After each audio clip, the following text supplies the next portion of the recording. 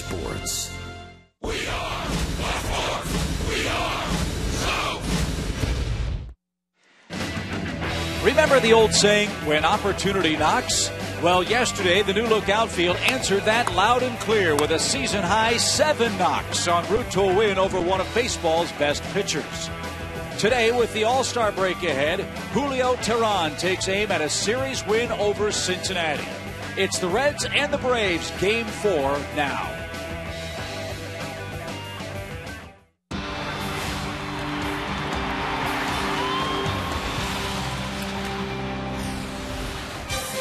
Time sure flies when you're having fun, and Braves country is enjoying the first half of this 2013 season. A whopping 7-game lead in the National League East for Atlanta as they wrap up a 4-game series with the Reds here at Turner Field in Atlanta. Hi again, friends. Chip Carey along with Braves legend Dale Murphy.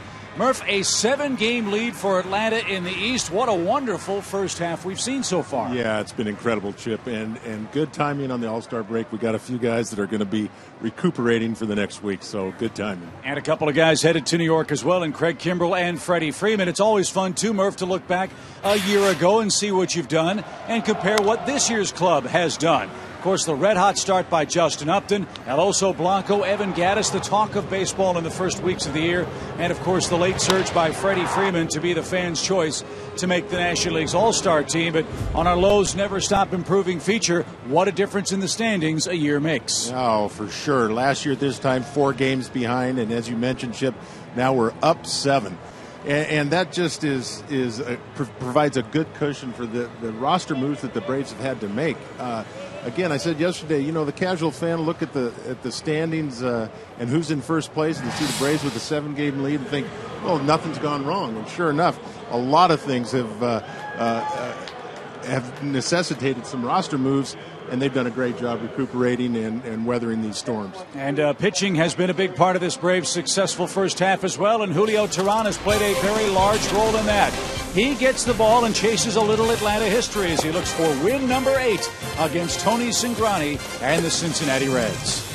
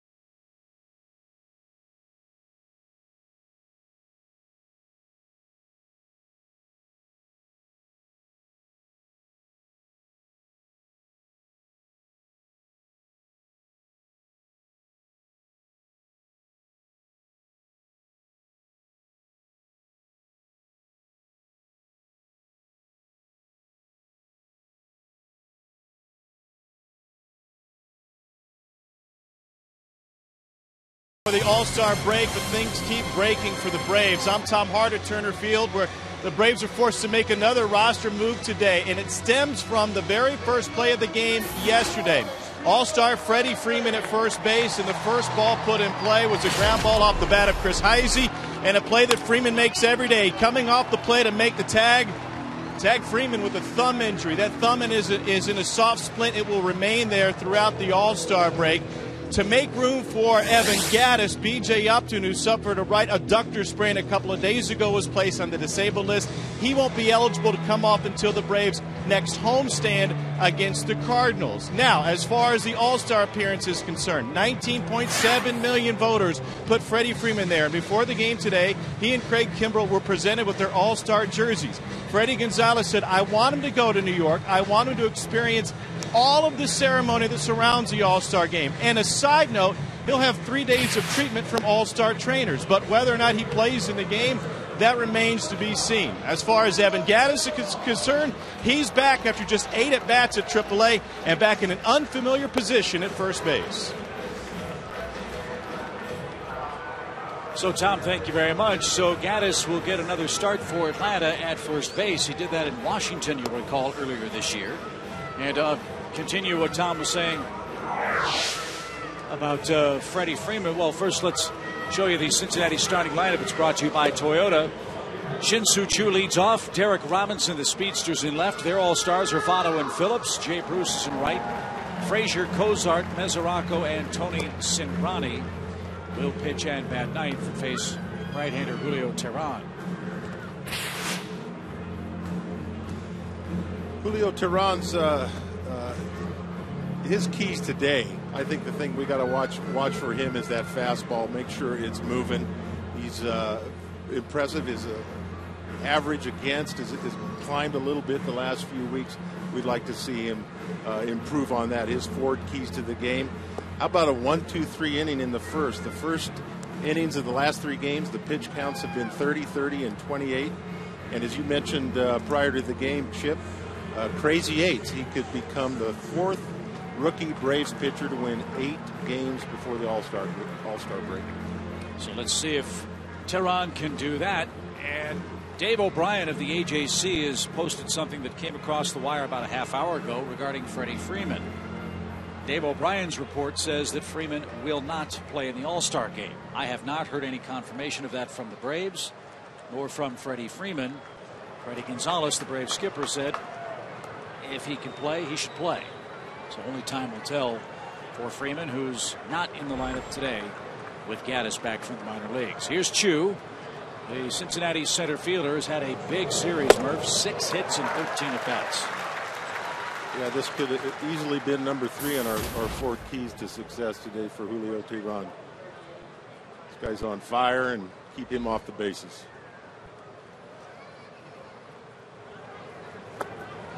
A breaking ball from Teheran. It's 0-2. A cloudy, humid, breezy day in Atlanta. Game time temperature 81 degrees.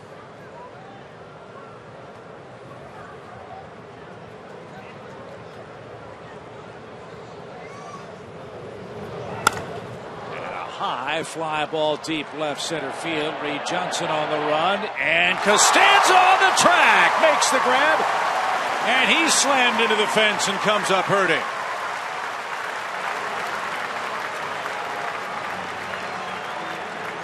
Costanza came out of nowhere and flew in to make a great grab for the first out. Well, you're right there, Chip, when you say it came out of nowhere. I had my eyes trained on Reed Johnson. Costanza closed that gap so quickly and ran into the fence. I'm glad to see him not go down to the ground. I half expected our trainers to go back out there and check on another Atlanta Brave outfielder. That speed showing up there. So Choo's retired for the first out. This will be Derek Robinson.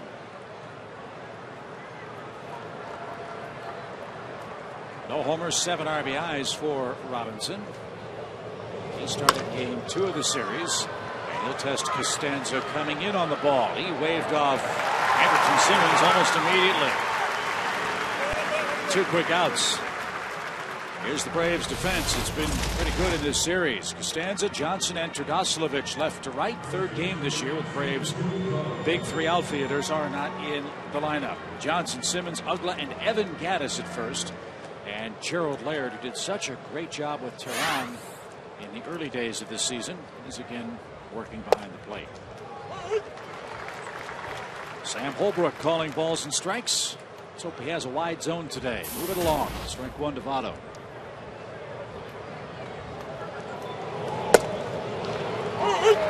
And 0-2.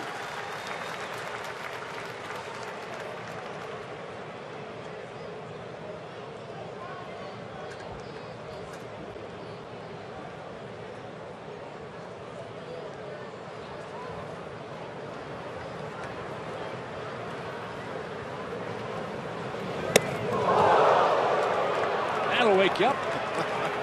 1 ball, 2 strikes. That got Joey's attention. I think Joey thought it was a little bit close. Well, that was pretty close. I know you really can't see it, but I'll bet you can hear it, right? Yeah.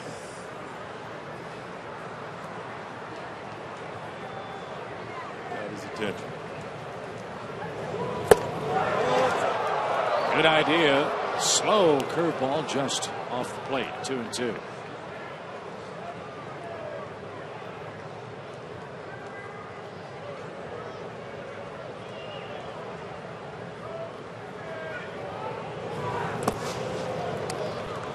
And now 3-2. Votto has fashioned himself as a real on-base percentage guy for good reason. He's led the National League in walks the last 2 years, and he's leading the National League in walks again this season.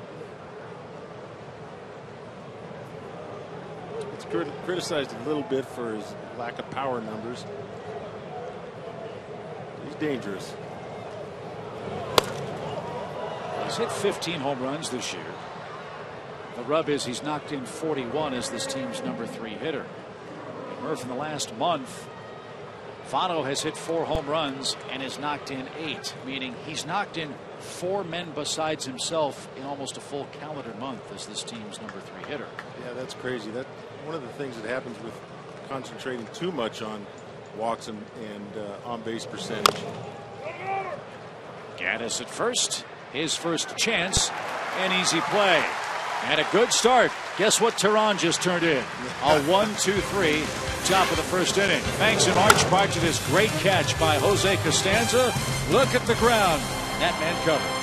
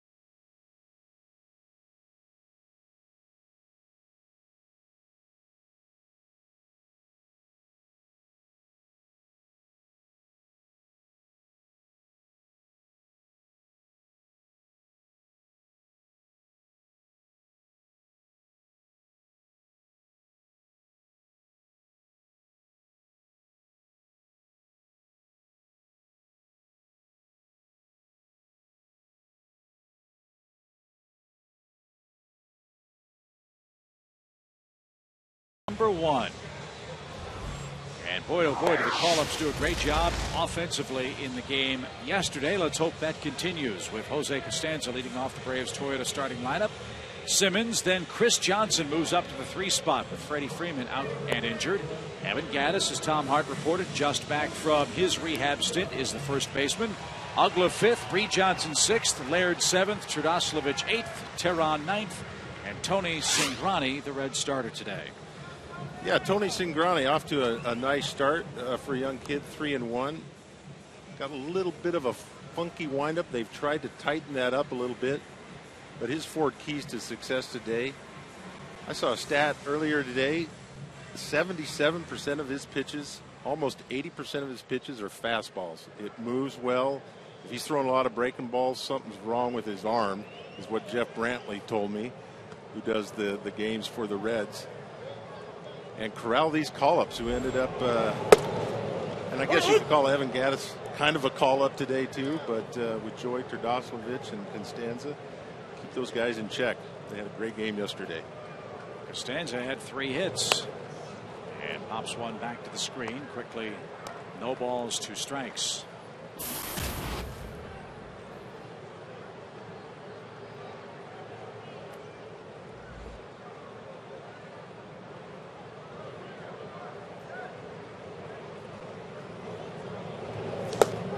Did he go? Apparently not. No swing. 1 ball, 2 strikes.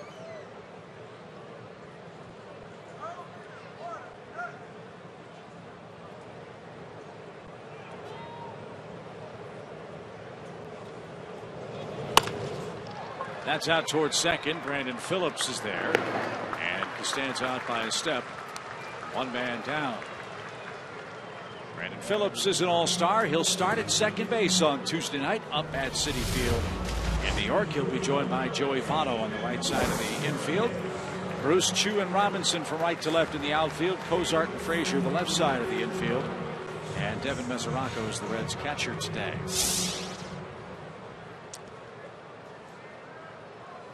Votto's the high man in errors on the Reds club. Surprisingly, he's committed 10 in the first half of the year. That does surprise me. And a strike to Simmons. 0-1 your count.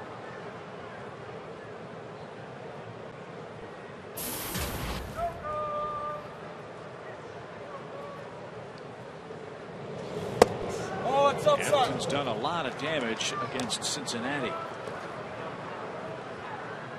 In 6 games, he has 10 hits and 4 RBIs against the Reds this year.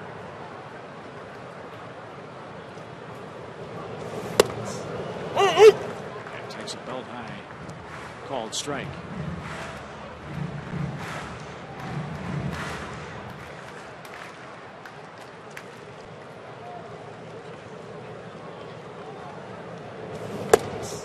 And he waved and missed. And Cingrani has his first strikeout of the day. Good moving fastball there. As I mentioned, Jeff Brantley, part of the Reds broadcasting team, was talking to him earlier. He said he's got a ball kind of like Julio Tehran.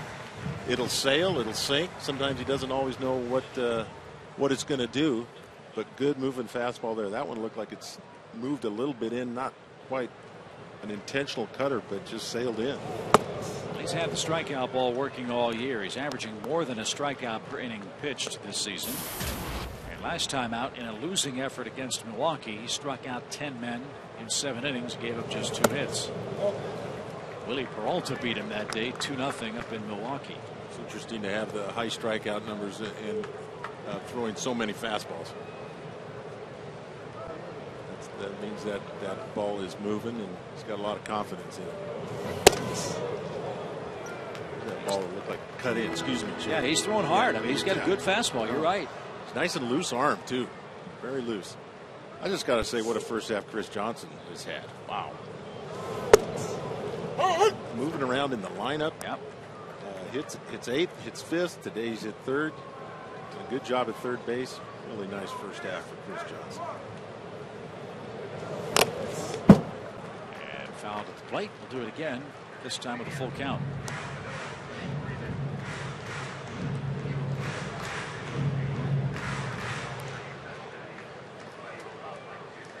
And now word has just come from the Braves media relations staff about Freddie Freeman. We'll have a report on that, I'm sure, from Tom Hart in a minute. And a fly ball hammered center. Chu going back, still going back on the warning track, gets there. And that retires the side. Might have been a homer in Cincinnati, but in a big ballpark, it's a fly out to center.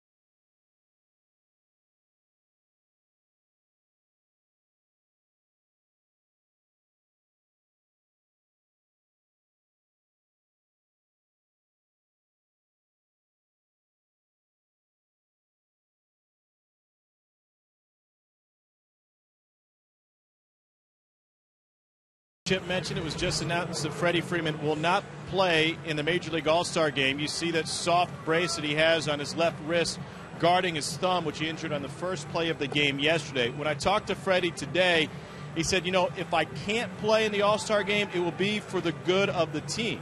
Try to take a day, see how it goes. Evidently not good enough. And Freddie Gonzalez discussed the fact that Freeman may have to miss the game. He said, I want him to go and participate. There's guys who have near Hall of Fame careers that only get to go to the All-Star game a couple of times. So if he has an opportunity, he should go. And he added this, which is interesting. With a lot of guys going away and going home for 3.5 days, they're not around to get medical treatment. He said when he goes to New York City, there is obviously a trainer there, and he can get treatment for 2 to 3 days around all of the All-Star activities. So there's one plus for Freddie Freeman. But 19.7 million votes, maybe Puig will get his way after all.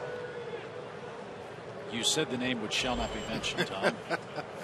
But we were all thinking. Yes, yeah. And if that's the case, good for Puig. He had a great sure. month, and if fans want to see him play, if he was the next in line vote-wise, I think it would be probably the right thing to do. Yeah, absolutely. Happy that Freddie gets to go and experience that whole thing, his first All-Star game. But tough break. He won't be able to play. Too bad. Brandon Phillips will be playing and starting for the National League. He's had a good series, 4 hits for the Reds. He's their leading RBI man this year with 71.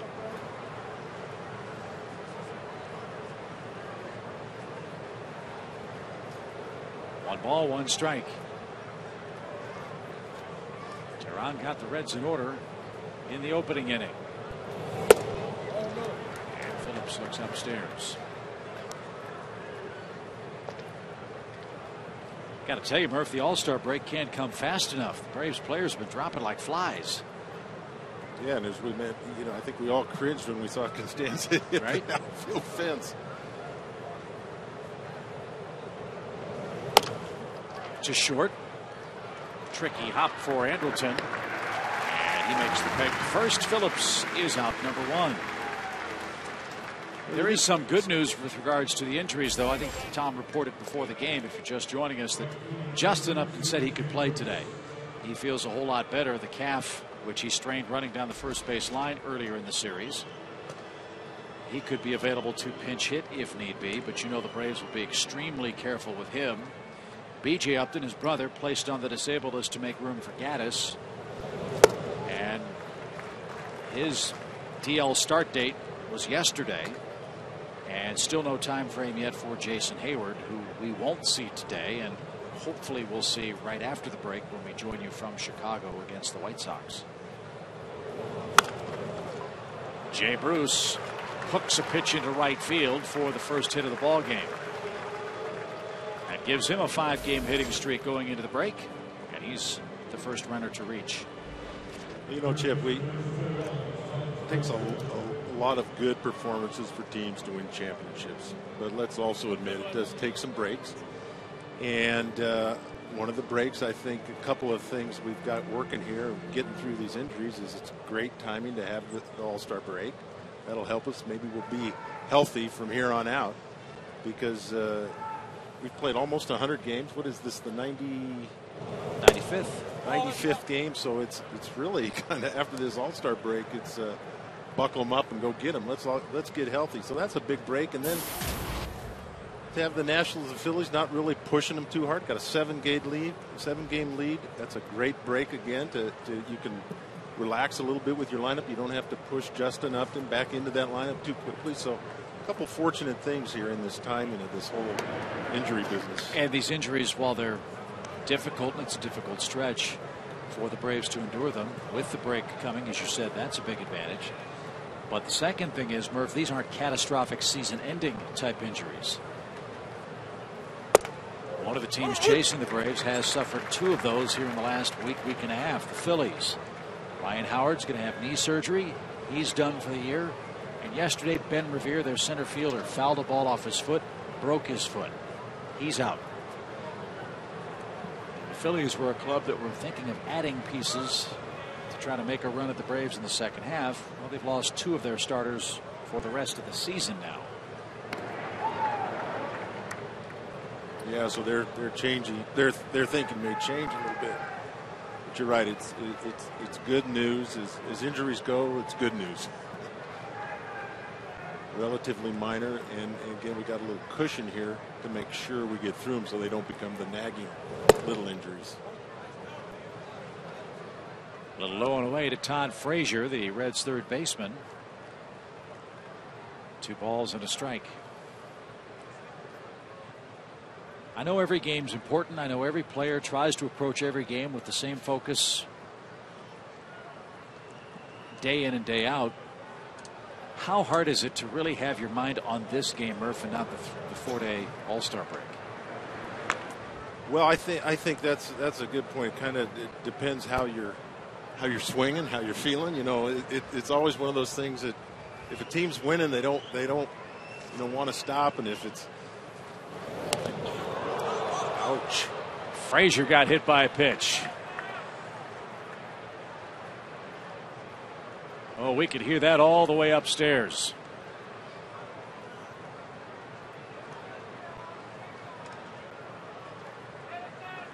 It never feels good to get hit. When you get hit in the hand or the arm, like right on top of that left hand.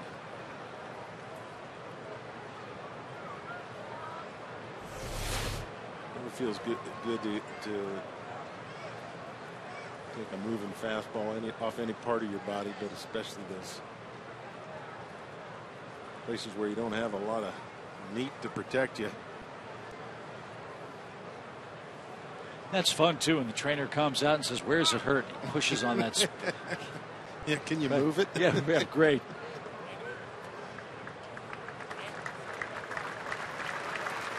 Frazier will stay in the game. He'll make his way to first base on the hit by pitch. And the Reds have runners first and second with 1 out. You know, Chip, getting back to thinking about the All-Star break, it was always kind of a challenge with me because I was such a streaky hitter. I just hated to see it happen sometimes. If the week before the break I was swinging well, because even if you go to the All-Star game, it's not, not like your normal routine. It used to be 3 days off. Now it's 4. Right. And baseball is a game of flow, and all of a sudden you got basically a week off. It's sometimes, at least for me personally, it's a little tough to get back in the swing of things. And so it's always interesting to see how guys react coming back from the break. Zach Cozart's the Red shortstop, and he's quickly behind 0-2. First chance today for Cincinnati with runners in scoring position. They're hitting 178 in the last 27 games in these situations. That has been a big problem for the Reds. Not hits, not base runners, but run scoring hits. Fly ball to right. That'll chase Trdoslovic back to the step of the track. There's the catch. Bruce will tag, and he'll stand at third base with 2 outs.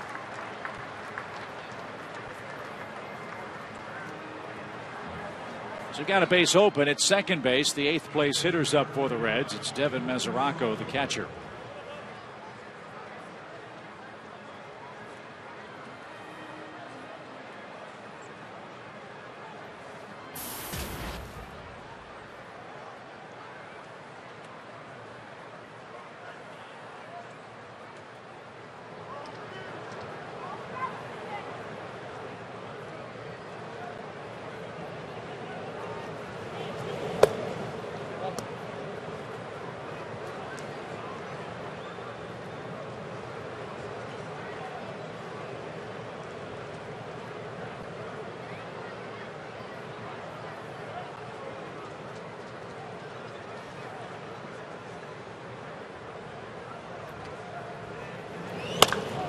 Yanked foul at third. Boy, Mesoraco jumped all over that fastball.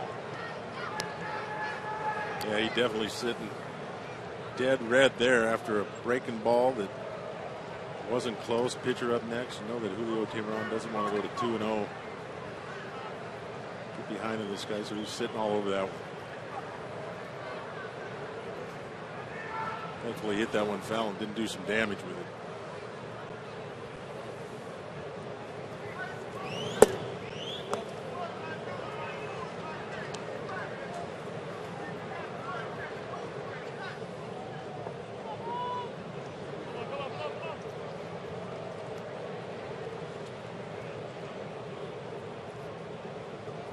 Reds runners at the corners. You have the luxury of pitching around Mesoraco if you want. Cingrani waits on deck. And that one taken too high. 3 balls and a strike.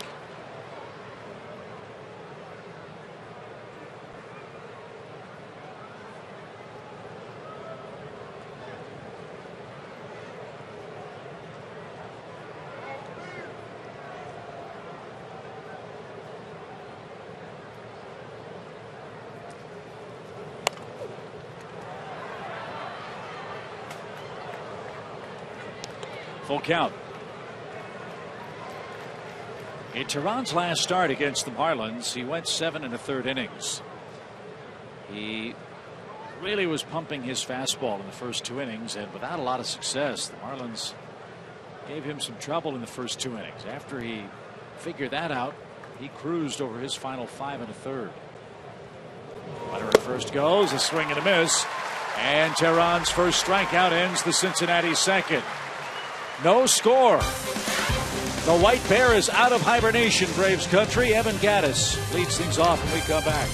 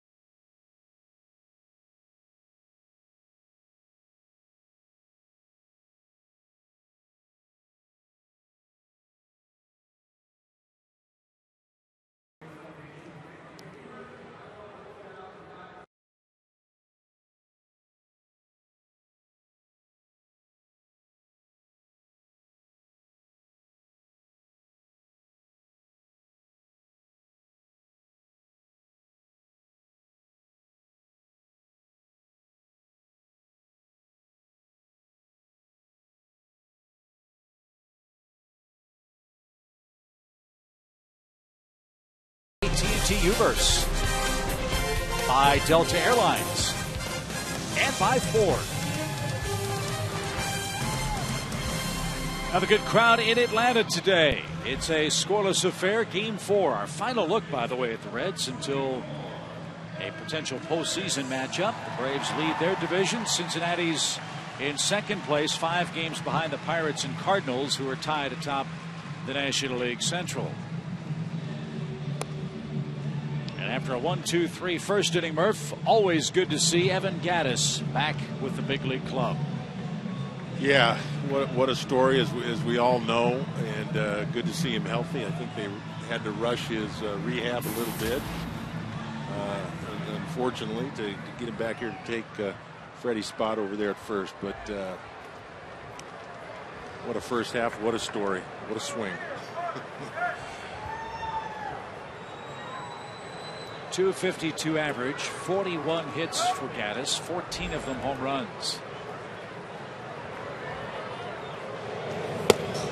It's outside. He takes up and away for ball 1.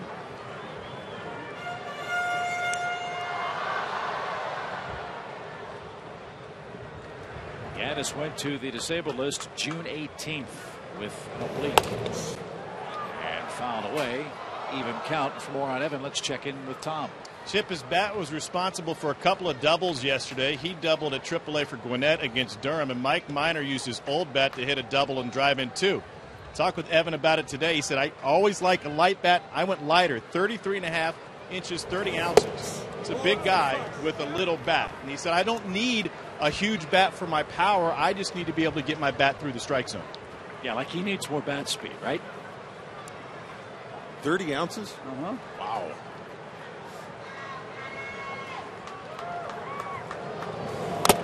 That's not even a big gulp. Yeah, it's surprising. I think, guys, there's better technology. Something's different about the wood. Guys tend to use a lighter bat nowadays. I used a really light bat when I played, and it was 32 ounces. And it was about the lightest everybody went. At the end of my career, I dropped down to 31, but we couldn't go to 30 and get good enough wood, but now they can. And it's funny how hitters have very different approaches when it comes to the weight of the bat. Gattis got jammed and shoots one into right field. That's out number 1. Chipper Jones told a story, and I can't remember the exact weight of the bat that he used when he was a young minor leaguer in the Braves system, but he liked to swing a young bat for the reasons we're talking about, bat speed and all of that. When he went to the minor leagues, Willie Stargell was a coach, and he handed Chipper Jones a heavy bat and said, you're going to be a number 3 hitter in the major leagues. You need to swing this bat.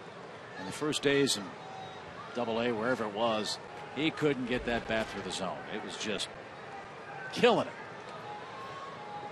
And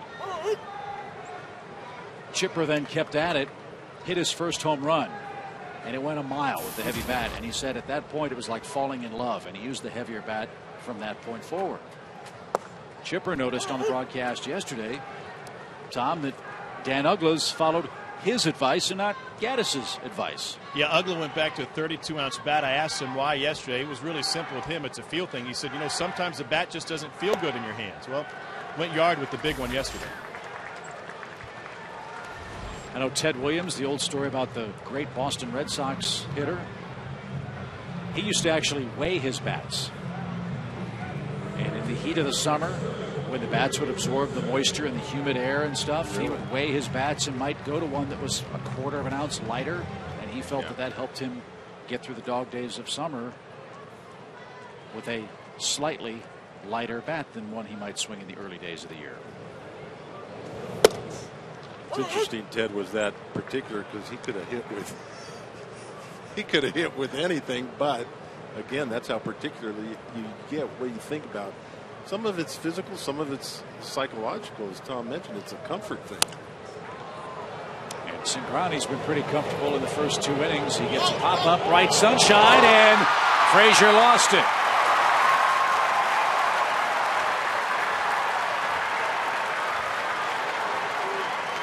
It's a base hit. Ball was never touched. Cingrani didn't see it. Cozart didn't see it. Frazier was the closest man to it. And he doesn't have sunglasses on because it's been cloudy all day, but the infield bathed in sunshine as Reed Johnson made contact. Well, I don't understand where the sunglasses are. It looks like Cozart got his sunglasses on top of his hat. I don't understand. One thing that's been lost since, I hate to refer to him as the old days, but where are the flip downs? Don't know. Well, there's a lot of sunglass companies that are competing for the guys to wear their shades, but they ought to be able to develop the old flip downs. But that's the perfect case of where you need them. You don't want them. You can't wear them all the time. You need ones you can flip down when you can't see the ball. As my grandfather would have said, boy, oh boy, how could a guy from New Jersey lose a pop fly in the clouds?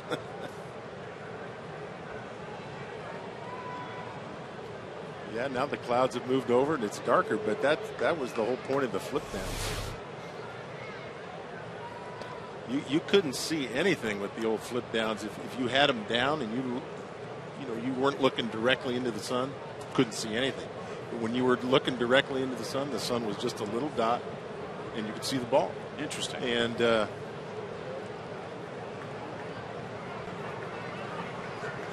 worked out. Boy, Cingrani has a real balk move to first base. I mean, he almost stepped right at the Braves on deck circle as he threw that ball to first. First base coach Terry Penland had it, no problem.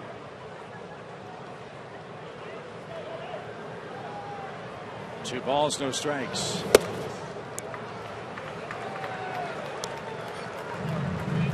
So you have 45 degrees between home plate and first base to play with. If you cross that 45 degree, which is about right on that line. Player took one, 3-1 your count. Like you called it, Chip, it's a balk move. You may get away with it, you may not. It's going to keep Reed Johnson close. Wouldn't have been surprised if that one called a balk. Pop fly down the right field line. Wynn pushing it away from Bruce. Diving try. Got there. Ball dropped off the glove. Reed's going to round third. Ball near the tire. Throw to the plate. Play, and it's 1-0.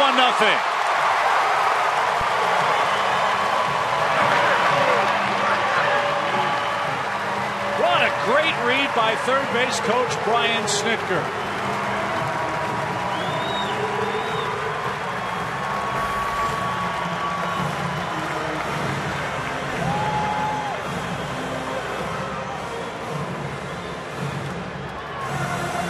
Chip, like you mentioned, great read by Brian Snitker. I was watching Brian Snitker. I was watching him. Look at the bottom of your screen here. You're going to see Brian read this. That's why the third base coach gets way down the line, because he wants to get down far enough where you want that base runner to maintain his aggressiveness, and he can make a late decision on that. Good job by Brian Snitker. So the Braves get a lost pop-up in the sun, the clouds, whatever you want to call it. A sinking line drive down the right field line that popped out of Bruce's glove. Reed Johnson scores from first to give Tehran and the Braves a second inning lead.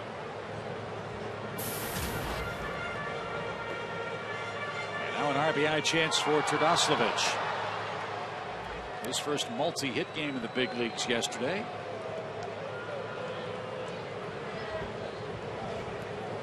The 0-2.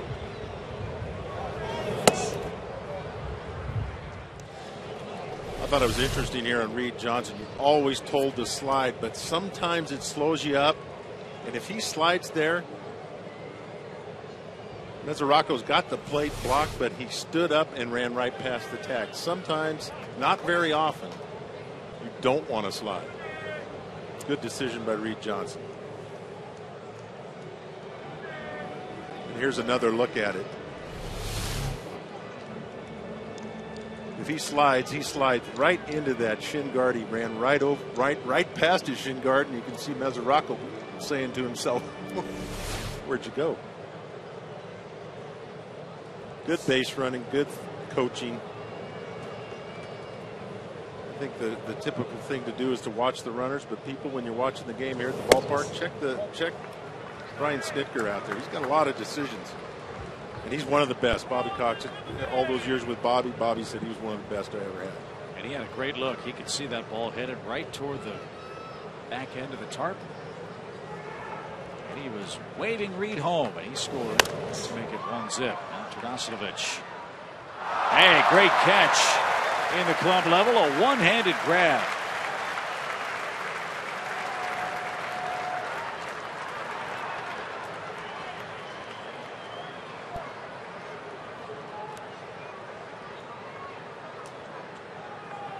Two balls, two strikes. It always amazes me how fans catch these. Sometimes I have trouble catching with a glove on. And a chance down near the Braves dugout. Easy. Well, those are Reds fans. They don't catch the ball nearly as well as the Braves fans do.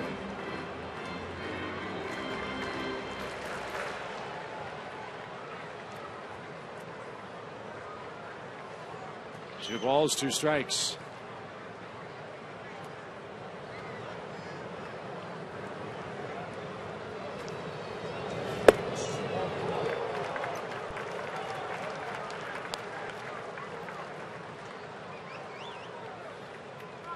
I think Cingrani might have thought that was a pretty good pitch.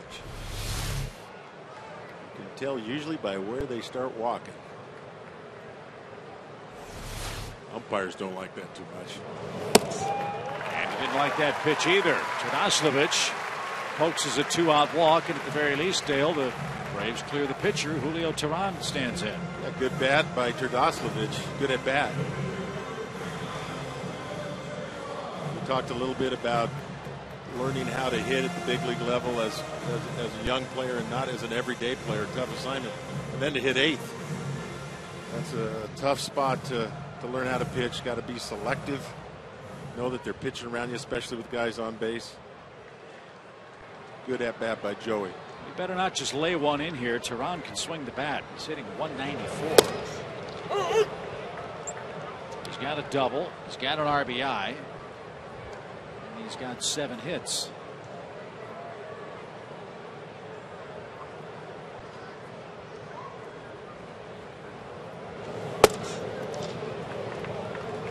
I'm not giving that low one. Just as consistent so far.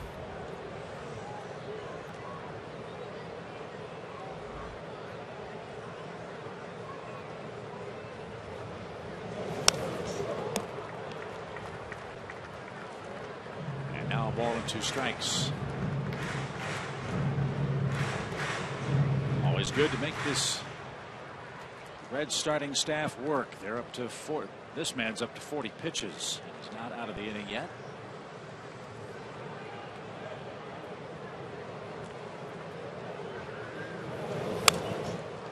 And he'll have to throw another to Julio Teheran.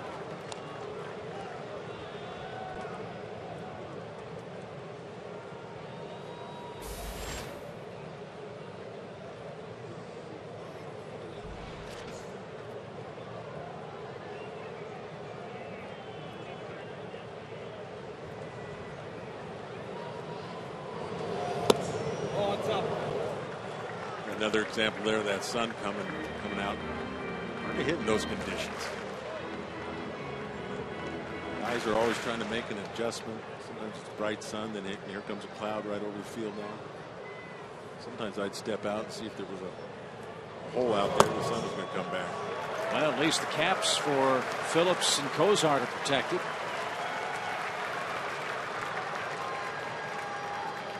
Now Cingrani a little frustrated after he thought he had Tardoslavich struck out. He walked him, and now he's gone full to the Braves pitcher.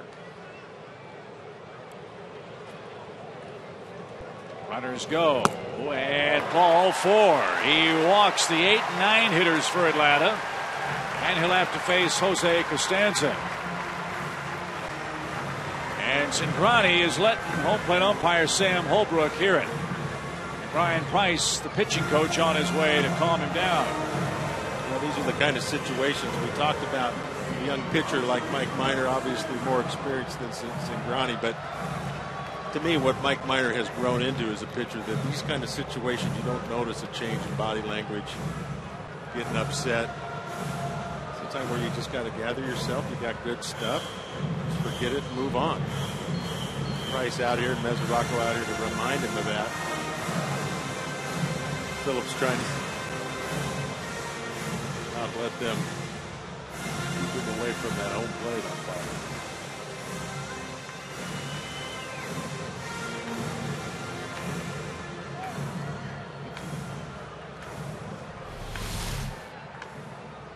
That's how you box out in basketball. Look at look at Phillips. Nice. Good box out.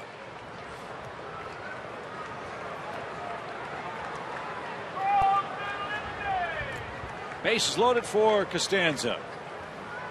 Laird, Trdoslavich, and Tehran are aboard for Jose, who looks at ball one. Braves have killed the ball this year with the bases loaded, hitting .381 as a team. That's impressive.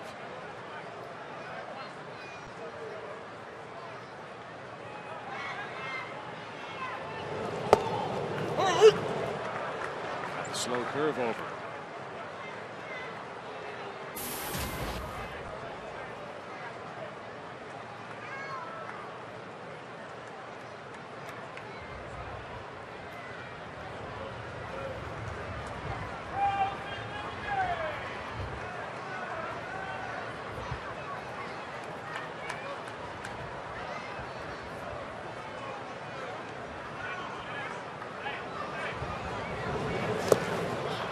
Mesoraco, a nice stop. And after a very impressive first inning, it saw Cingrani retire the Braves in order. Got the first two here in the second. That dropped pop-up, or uncaught pop-up, maybe a better way of describing it. He's come unraveled since. Frustrating stuff. You have a ball that you figure is going to be an out, and a couple balls missed by the umpire. Back where it came from and caught. Wow. If Cingrani doesn't catch that, that's in center field. Well, this is our last fling before the Braves begin their second half hunt for a ring two. It's 1-0 going to the third.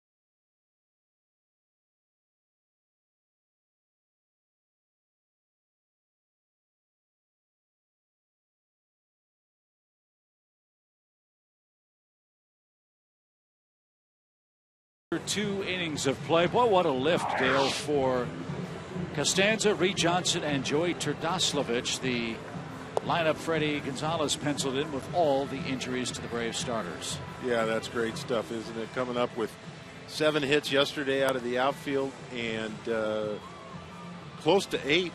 Heisey made a great play in left field. On a ball hit by Joey Trdoslavich that would have been the 8th hit from that outfield. I mean, 2 nights ago when all those injuries took place, Tim Hudson volunteered to go to the outfield if needed. He actually went up to the clubhouse, put on his spikes. That's what I heard. And we bring this up because it's Tim's birthday today. And so from all of us at Fox, Tim, here's your card. Happy birthday, Huddy. 38 years young. Right, Tom? That's right. Freddie Gonzalez saw that picture the other day, showed it to all of the coaches during batting practice. It should be noted that Huddy was ready to hit until Aroldis Chapman came into the game, and he saw that he was throwing 102 miles an hour. I can understand, Murph, why that would change your mind, huh? That picture there, Huddy's campaigning for a DH spot somewhere. I think. I liked his stirrups, though, in that picture, right? He's wearing stirrups, I think. Looked good. Looked real good. 1 ball, 1 strike to Tony Cingrani. You know what Huddy would say. Huddy said walls didn't scare me. I'd run through a wall for my team. And he proved it there. Tried to anyway. Cingrani lays down a bunt. It's a beauty. A beautiful bunt. And as frustrated as he was going to the Reds dugout, he's equally excited as he bunts for a single to start the Reds' third. Wow, we'll give him some credit. The fact that he was even thinking about it. Dropping one down, I love to see it. It looks like he can run a little bit out of the left-handed box. It was a perfectly placed bunt. Give Cingrani some credit on that one. Makes him 5 for 16 at the plate this year for the Reds. Well, on a hot day, let's make him run the bases for a while. Let's see if Tehran can take care of Chu, Robinson, and Votto. Let's see how Dusty Baker plays it. I don't know if you take the bat out of your hottest hitter. Chu's got an 11-game hitting streak.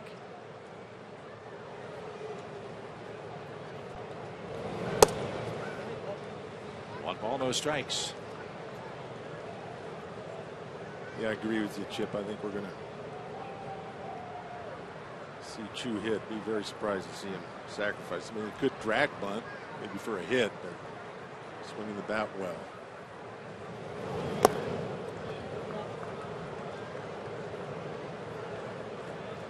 You missed the big story in baseball last night. It happened on the West Coast. How about Tim Lincecum? Threw a no-hitter last night. We saw Homer Bailey pitch yesterday. Well, Lincecum took care of the Padres, and a base hit by Chu. Cingrani rounds the bag at second, and Cincinnati has runners at the corners with nobody out. 12-game hit streak for Chu, and now it sets up for Robinson, Votto, and Phillips.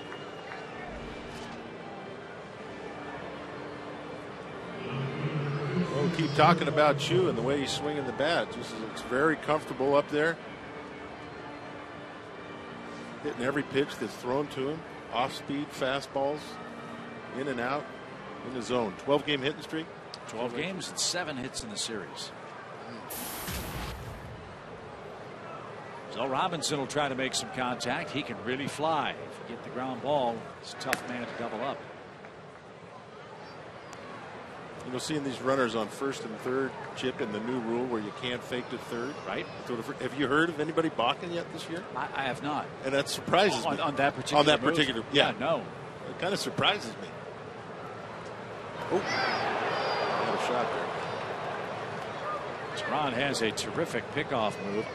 If memory serves, he's got 7 this year. He's quick. Quick feet.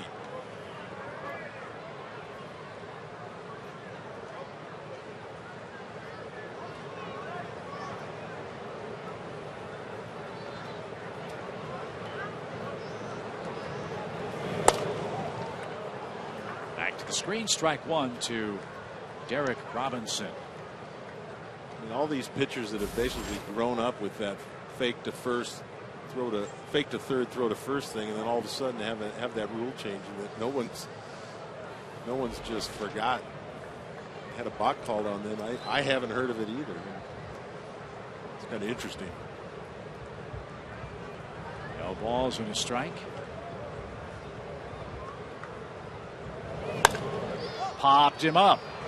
Simmons drifting out in shallow center, and he'll make the catch. No advance by the pitcher. Robinson can't tie the game. Now Votto's coming up. If you get a ground ball out of him, you might get two and escape still in front. Well, we talked a little bit about Votto, and you remarked, I can't remember the stat exactly what you said, Chip. He 4 home runs, 8 RBIs in the last 25 games. Last 25 games. And one of the things we talked about, I remember we talked about Freddie Freeman and his ability to expand the strike zone. I think that's one of the things that Joey Votto kind of comes under a little criticism is he's got good on base percentage. He walks a lot, but in your situation like this, well, you don't waste any time. Yeah. You jump on the first good pitch and you hit it to right. Taraslovich fell down. Votto on his way to second and will stand there. The Reds tie the game. Joey Votto's 42nd RBI makes it a 1-1 score. Yeah, I guess we don't need to belabor that point. He likes to take occasionally on that first pitch early in the count. It's just to see you, but in his second at bat, he was ready to go. I think that's one of the things that he needs to learn a little bit. Prides himself on not swinging at bad pitches, but sometimes bad pitches that aren't too far out of the strike zone go a long way. That one there was a good pitch to hit. He jumped all over it. So now Brandon Phillips hits. He leads the Reds with 71 RBIs. He's knocked in 4 in this series. 2 out there for him here in this inning.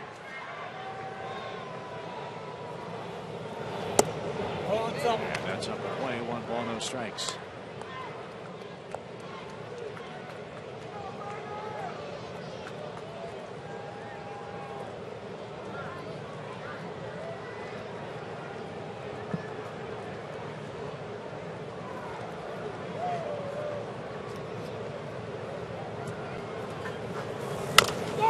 Bouncing ball up the middle. Simmons fields and fires to first in time. Brandon Phillips makes contact. That brings home Chu. Votto to third, and the Reds take a 2-1 lead.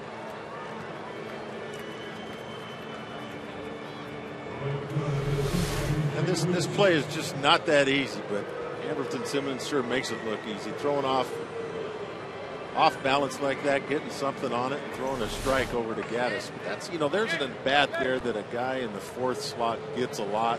You get a lot of RBIs hitting 4th. Sometimes I felt like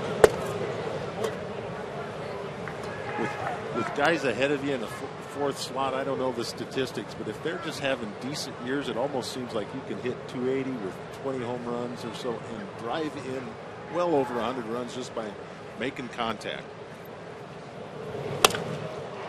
Jay Bruce just made big-time contact and hammers that one into the seats and right. Big inning for Cincinnati. They've scored 4 times. And you hear the Reds fans chanting Bruce, his 19th homer.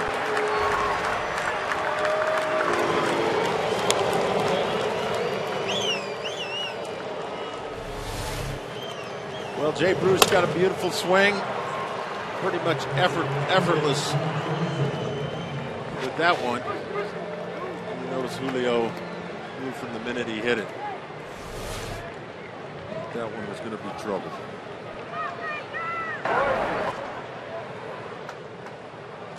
So it's 4-1 Cincinnati now. Todd Frazier the batter. Teheran hit him with a pitch his first time. Big swing and miss. Funny, Murph, how bad things happen when the pitcher leads off with a walk or a hit, gets on by an error. That was the case here as Cingrani dropped a beautiful bunt.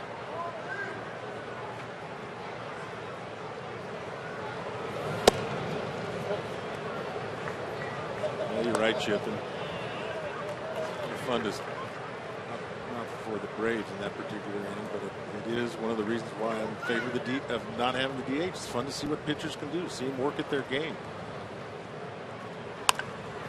Frazier pops one up, shallow center. Wynn pushing that toward the infield. Reed Johnson's there, and that will retire the side. Cincinnati scores 4 runs on 4 hits, and Tony Cingrani now enjoys a 4-1 lead.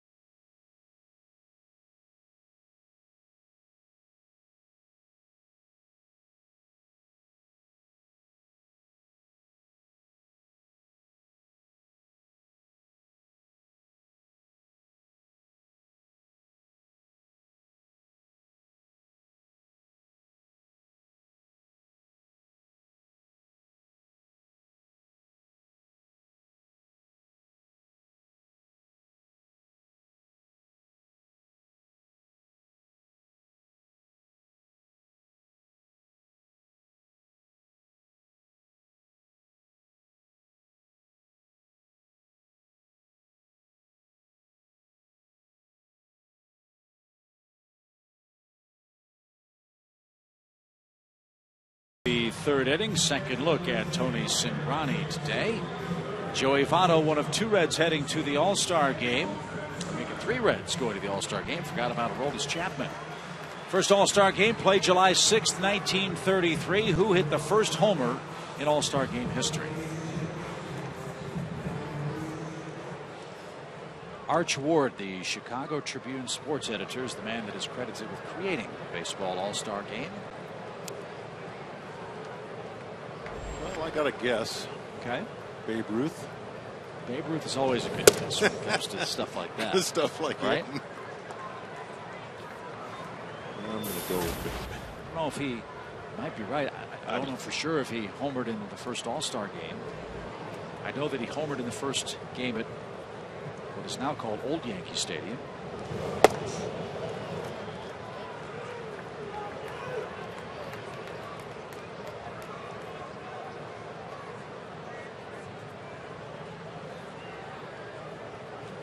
Anderson Simmons.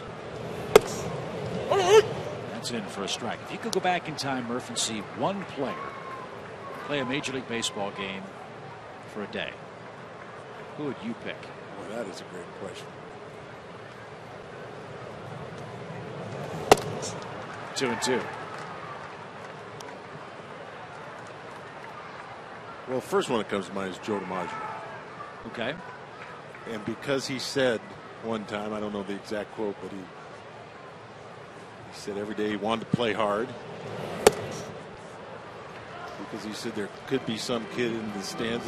It's the first time he's going to see me, and it's the last time he's going to see me. Something like that, and I want to give him my best effort. I thought it was because it was a center field thing. Well, that would work too. But if I got to see Joe DiMaggio, I might have been able to see some other guys too at the same time. Sure, Yogi Berra and all those guys, right? Lou Gehrig. Yeah. I mean that's a great question. I'd like to see Ty Cobb play. You know, in Detroit they called him the genius in spikes. Ty Cobb from Royston, Georgia. And it would be fascinating to go back in time and see how differently the game was played 60, 70, 80 years ago. It would be fascinating, wouldn't it? Of course, no DH. Didn't have as many relief pitchers. As Simmons earns a leadoff walk in the third inning, right after the Reds gave Cingrani a lead, he's back in the soup with Chris Johnson coming up.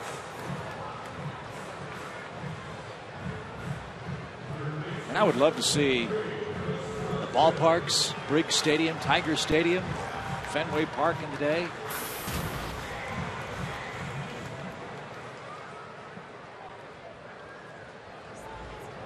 As Chris Johnson stands in for Atlanta, he flied to deep center his first time up.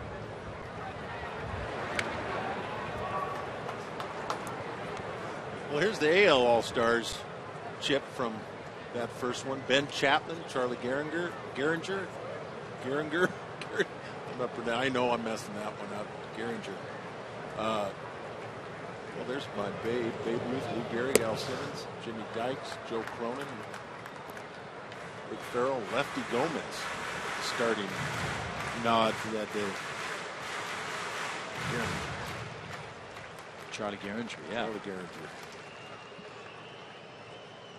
1 ball, no strike, and that was at Comiskey Park, right? They played the game at Old Comiskey Park.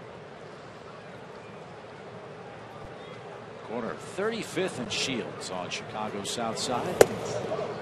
New ballpark, where we'll be playing on Friday night against the White Sox, is right across the street from Old Comiskey Park. Same stop on the red line, the L in Chicago.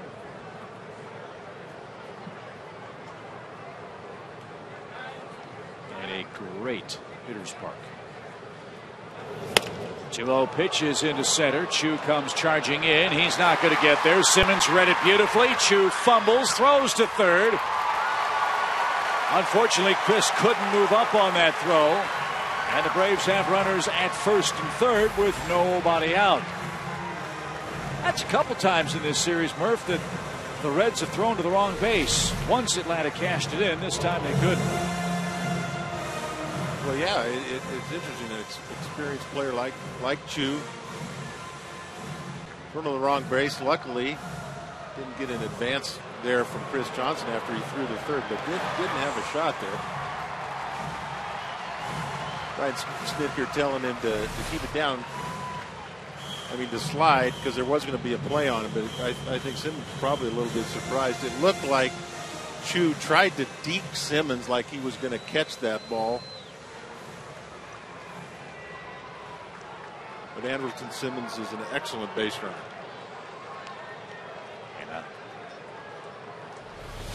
He'll get a chance to, it wasn't a very convincing one, but I think he tried to, at the last minute, think that, you make it look like I'm going to catch it.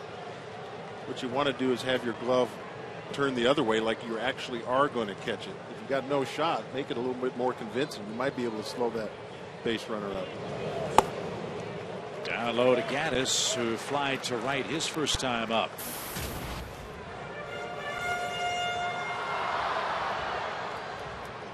Gaddis missed 24 games with a right oblique strain.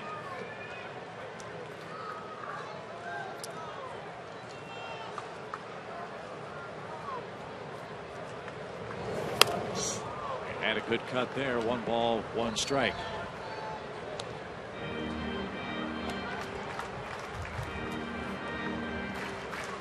Cingrani threw 24, at least 24 pitches. There's 24 pitches after that messed up pop-up that Frazier lost in the sun.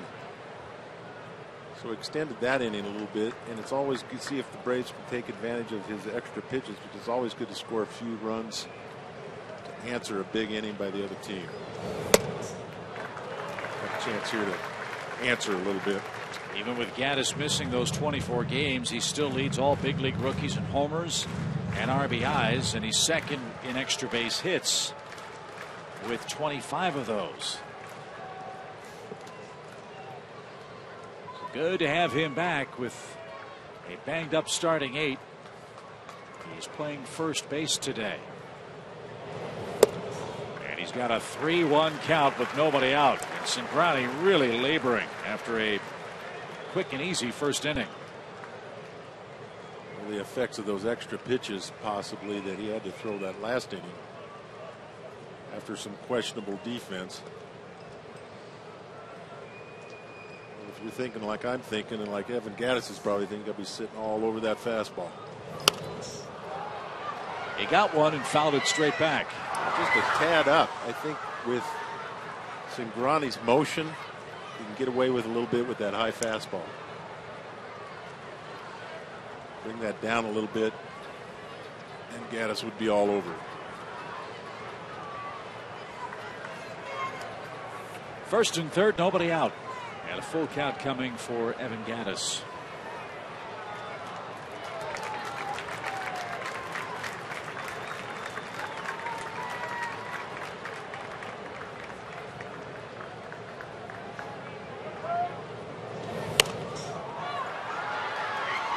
Up and out of play. 3-2. One can only imagine, but Murph, I would imagine that the way that Evan Gaddis plays the game, he would fit in those 1920s, 1930s clubs. Yeah, I think so. Beards and mustaches seem to be the popular thing back in those days. No batting gloves, slightly baggy uniform. And he swings hard.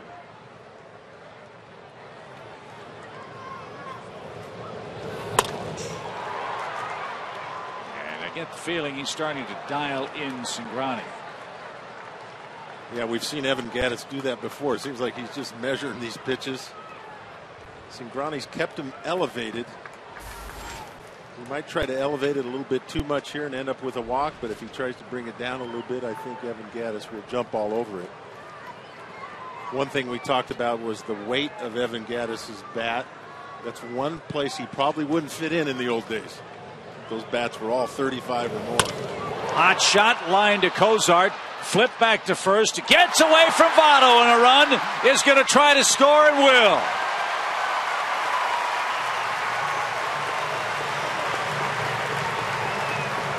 A good throw might have doubled off Chris Johnson. It was a bad throw. Simmons scores. Johnson safe at first. It's a 4-2 game with 1 out.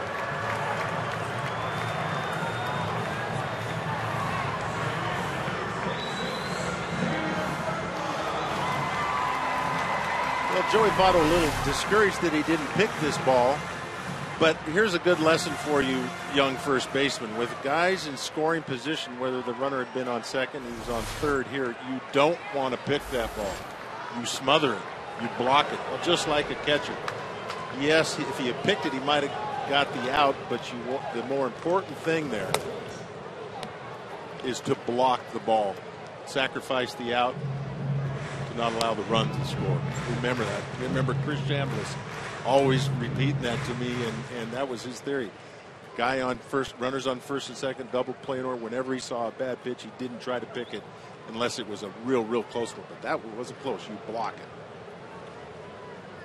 And Ugla bats man at first. The scoring on that play, Gaddis lines out to short. Simmons scores on Cozart's throwing error. His 8th error of the season, and that makes it a 4-2 game.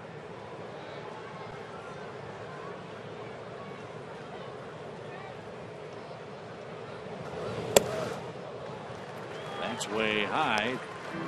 And Cingrani might not be long for this game. The Reds bullpen has begun to work. Now imagine for both of these pitching staffs, everybody's available with the All-Star break starting tomorrow. Well, yesterday, Freddie Gonzalez said Paul Maholm's available, and that's typically what happens the last couple games before the All-Star break. Everybody's available. Way outside, 3 balls and a strike.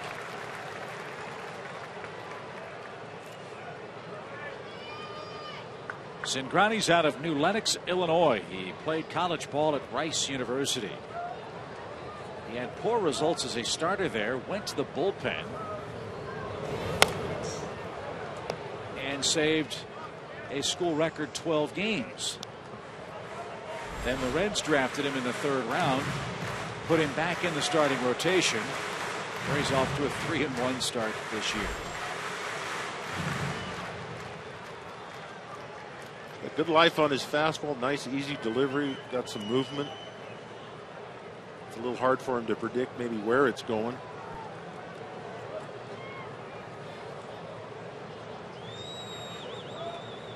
Three balls, 2 strikes. And that went right down Broadway, and Ugla took it. 92-mile-an-hour fastball, and that's the 2nd out.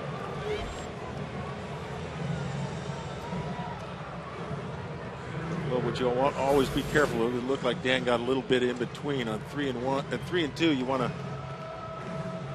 be careful about getting in between and start thinking too much about what might be happening here, what pitch might be coming. It looked like Dan just got caught in between. Ended up with a fastball right there.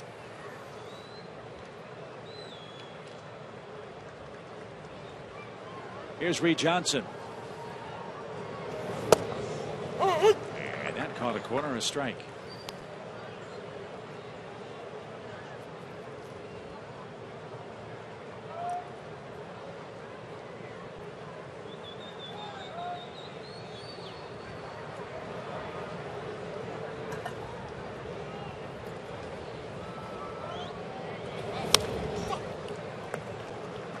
Reed wants that swing back.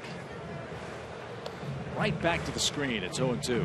Well, I think you mentioned a little activity in the Cincinnati Reds bullpen. I think they're not only looking at his pitch count, he's got a couple outs, but the way guys are swinging and missing, or just missing. Some of the outs have been well hit. Noticeably laboring a little bit is Cingrani.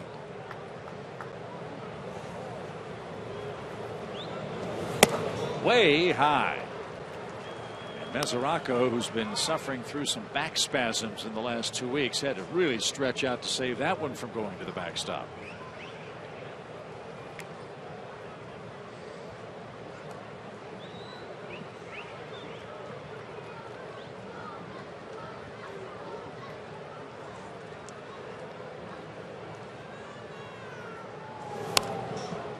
Back our way. Out of reach.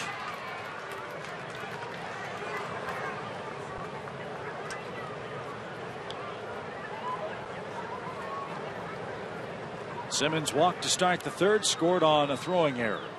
4-2 game.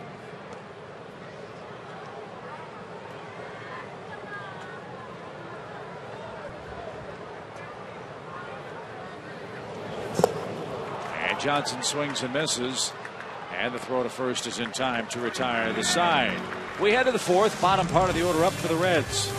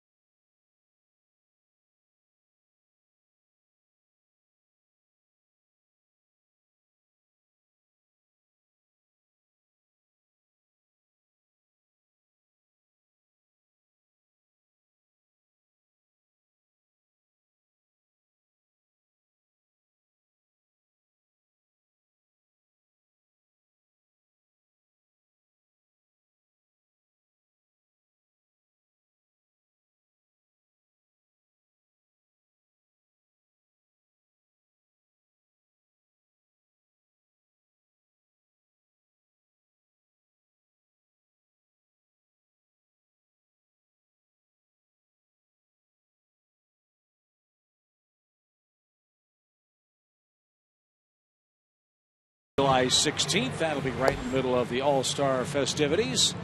So TP, many happy returns. All year long, Braves baseball on Sports South is being presented by Academy Sports and Outdoors. The right stuff, the low price every day. Our score today, 4-2 Cincinnati. And as we head to the fourth, let's check in with Tom Hart. All right, Chip, thanks. This is what it's going to look like after the All-Star break. A check of our Chevron upcoming pitching rotation. Tim Hudson is scheduled to get the ball to start off that series against Chicago. Mahalam and Minor to follow. Then Tehran and Chris Medlin is in there for the second start against New York. Now, this had to be set now so guys could get bullpen sessions finished and on the side during the All-Star break. Interesting scenario with Tim Hudson, who will be headed home to Auburn over the break. He'll be throwing to David Ross over the next couple of days. Oh, really? Ross will be back in town, so instead of just playing catch in the backyard, you have a big league catcher you can throw to, and obviously a guy you know well. And how about David Ross? Did he land on his feet or what? He's helped the Boston Red Sox to the AL Eastern lead at the All-Star break. Speaking of the Braves, Murph, and what a difference a year makes. The same could be said for the Red Sox. The Bobby Valentine era was really a one-year whiff up in Boston, but John Farrell's got that club playing real good ball in Beantown. Yes, he does, and good for Rossi. It's good stuff. Miss him being here, happy for his success. Cozart, Mesoraco, and the pitcher spot coming up for the Reds. And fouled at the plate. It's 2 balls, 2 strikes.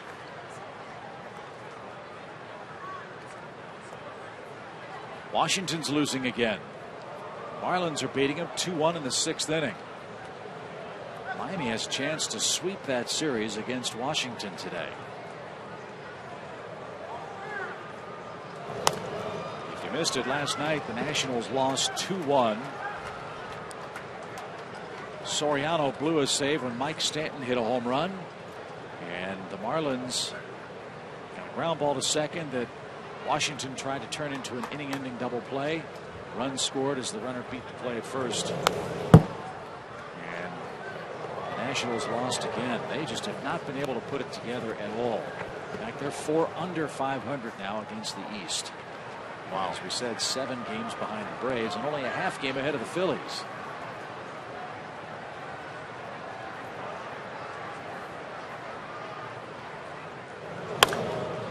That's down the left field line by Cozart and well foul. Washington skipper Davey Johnson, after their tremendous season last year, Murph said in spring training for the Nats this year it's World Series or bust. And if those are the options to describe their first half, you'd have to say bust would be the way it's gone for the Nationals.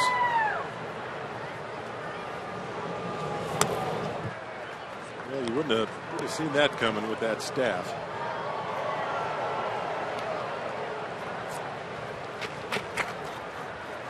Well, just the whole ball club, you wouldn't have seen that coming.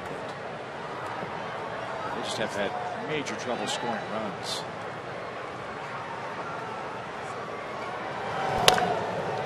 The Nationals are 3 from the bottom in the National League in batting average. Only the Mets and Marlins have a lower team batting average than Washington. They're dead last in fielding. They're 5th in ERA in the National League. Swing and a miss. Cozart is down on strikes. Julio's 5th strikeout today.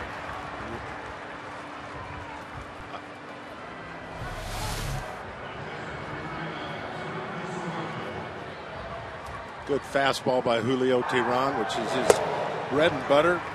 Developed that nice curve ball. Still got excellent moving fastball. Not a sinking fastball, but tails sometimes. So 2 strikeouts for Teheran. I should say sails a little bit. Sails away from the right-hander into the left-handers. I don't know a lot of things, Chip, but if you're not scoring runs and you're last in defense, I would just say that's not a good combination. No matter how good your staff is, you're going to have trouble Exactly. winning games consistently. Yeah. And they have. Both sides of the ball. However, they're looking to recharge their batteries over the break, and the Braves are going to play them head-to-head a lot in the second half as well. I think they have 9 more left with Washington.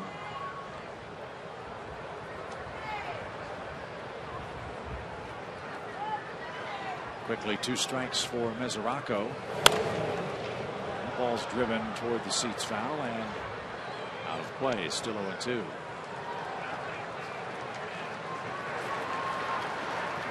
The Phillies are winning today behind Cole Hamels.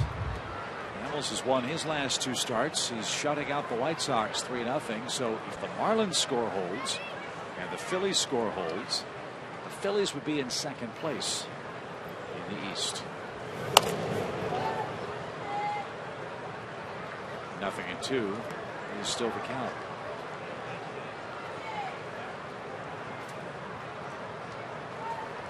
After the break, the Braves will play the White Sox, then we'll play 4 with the Mets.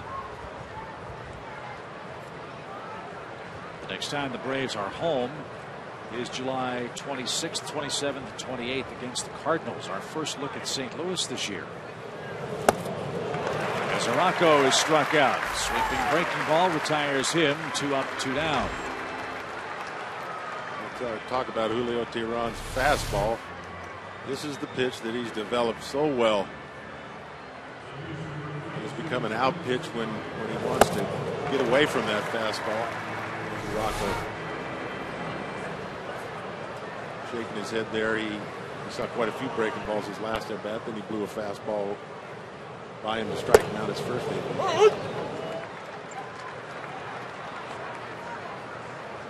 Oh, we know Sangrani can bunt. Let's see how he swings the bat. 2 good pitches has him in an 0-2 hole. Well, now it's 0-2. He probably won't bunt, but I noticed Evan Gattis wasn't really playing in far enough. I don't think so. Now he's okay with 2 strikes. Back to the mound, backhanded swipe. Teheran slowed it down enough to make a fine play. 3 up, 3 down. Braves coming up in their half of the 4th inning, down 4-2.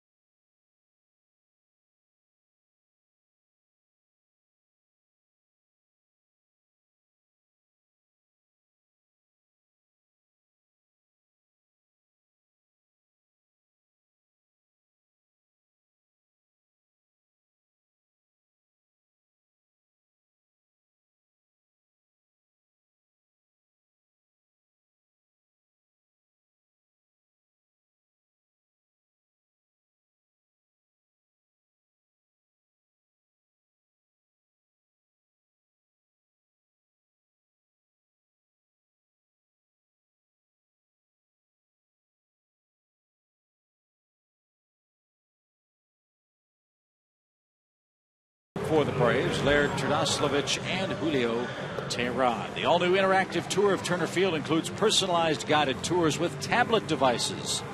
Choose your virtual host from Braves legends Bobby Cox, John Smoltz, or Dale Murphy. For information, call 404-614-2311 or visit Braves.com/tours.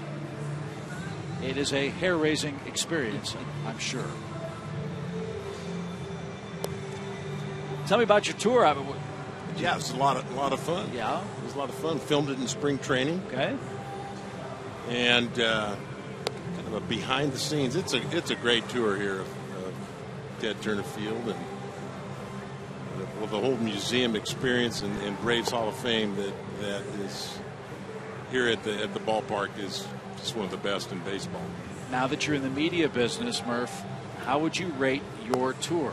Compare yours to Bobby Cox's and Smoltz's. Well, yes, now being a experienced media member, I think Smoltz did his probably. They were telling me it took him, a few takes.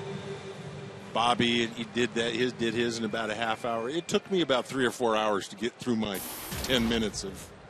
So I'm in last place. Come on. No, we all tied for first. We're all gonna win some kind of award. Time to get the folks on Twitter to give us their reviews of your Turner Field tour, interactive tour experience. It is a great thing. It's fun to be a part of it. And it is a great museum, too. Carolyn Sarah does a wonderful job out there in Scouts Alley. Last year, it was rated the #1 ballpark baseball-themed museum in the country. I believe I have that right. And it really is a must-see attraction for Braves country, so hope you'll take time to visit. Whether you're coming to a game or not, the museum, I believe, is open even if there's not a ball game. I think that's correct. It's a lot of fun. Someone asked me, speaking of Twitter in the museum, someone asked me the other day on Twitter if the MVP awards in there are the originals or are they replicas? Laird is down on strikes, 1 out. And they are originals. They're the real thing. Honored to have them there and have them on display. And do you have this is a serious question. Do you have a replica at home? Do you have a trophy room at your house? Do you have all of your memorabilia in one place where you can, and the kids can go and take a look at what your career was like? Well, I'm laughing because it's all in one place. Okay. I haven't been. My kids still, Dad, you got to put some of your stuff out once in a while. So it is all in one place, Chip. Okay. But not. It's tough to see where it is right now. I'll put it that way. Okay. All right. At least you know where it is. Yes, I do know exactly where it is. I know where my MVP awards are. Well, yeah, you know where those are. Because Tommy Glavine was here with his son Peyton the other day and was talking about, he went down to the batting cage the other day and said, "Oh, broken bat. Oh, that was only the bat in the World Series that I used." Oh, no problem. Where all the, yeah, exactly. 100 strikeout ball, 1,000 strikeout ball, That's that stuff's funny. probably in the cage someplace. That's funny. I remember going through the bushes of my house here out in Roswell, seeing a baseball out there. I picked it up. It's, it had been rained on, waterlogged. It's got Nolan Ryan's signature on it. Oh. And he would not be a guy you'd want to ask twice, would you? Exactly. Just 100 miles an hour. Outside to Turdoslavich. And Joey's got a 2-2 count. He walked and was stranded in the second. The Braves loaded the bases with 2 outs in that inning. Scored a run there, scored a run in the third. Reds got all 4 of their runs in the top of the third inning. The big blow at Jay Bruce, 2-run home run. It's a good story about signing balls that Johnny Bench says. Was there an old umpire named Tom Gorman? Because I know there was a pitcher. Gorman put a couple dozen baseballs in Johnny Bench's locker before the game, wanting him to sign it and sign them 24 baseballs. And Johnny looked at him, and everybody's asking for Johnny's signature. He said, "I'll get him later." First at bat, ball neck high, strike 1. Turdoslavich got his hands inside the ball, but skied to straightaway center. And that's the second out. Johnny looked back at Tom Gorman. Next pitch, same place, well out of the strike zone. Strike two. Johnny looks back and said, Tom, those are a little high, aren't they? Well, Tom Gorman said, sign the balls, Johnny. Nice. Johnny goes, I got you.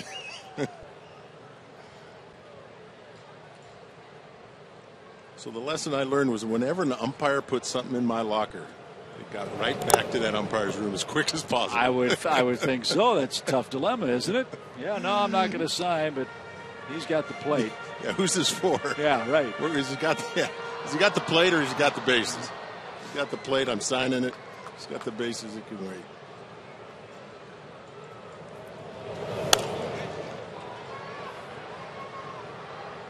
One ball, one strike.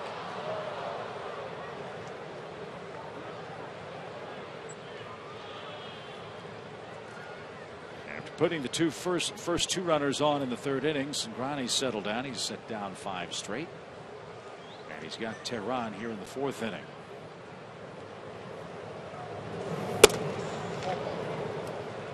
And that's upstairs. Yeah, kind of impressed with Cingrani and his ability and the fact that he has recovered and had a chance to really kind of blow up in that one inning where he's a little frustrated, dropped, pop up, lost in the sun. Bad defense behind him.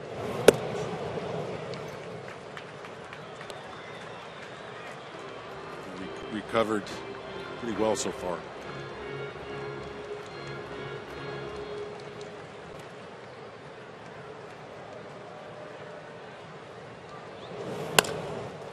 Chop to the left side and through. Told you Tehran can swing the bat. Got a pitch to hit on a 3-1 count, and he guides it through for the 4th Braves hit of the day. Well, good call, Chip. You mentioned that earlier. He's had a couple good swings at some fastballs, fouled them right back.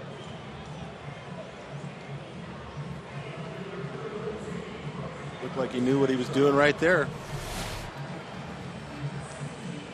See if they can keep it going with 2 outs.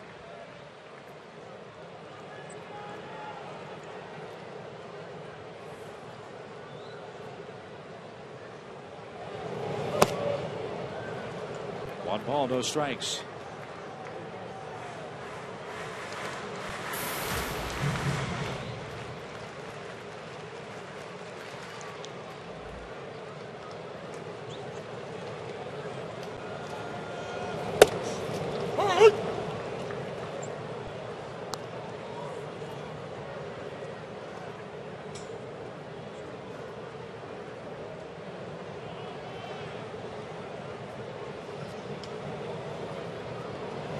Whoa! Up and in. Almost the second time this inning, Cingrani's hit Costanza. Threw a ball out of play toward the Braves on deck circle, and it bounced up and hit him. Unintentionally, of course. And now a chopper to the right side. Votto's going to go to second rather than flip to the pitcher. Heads up play, and a smart play by Cozart to get to the bag and end the inning.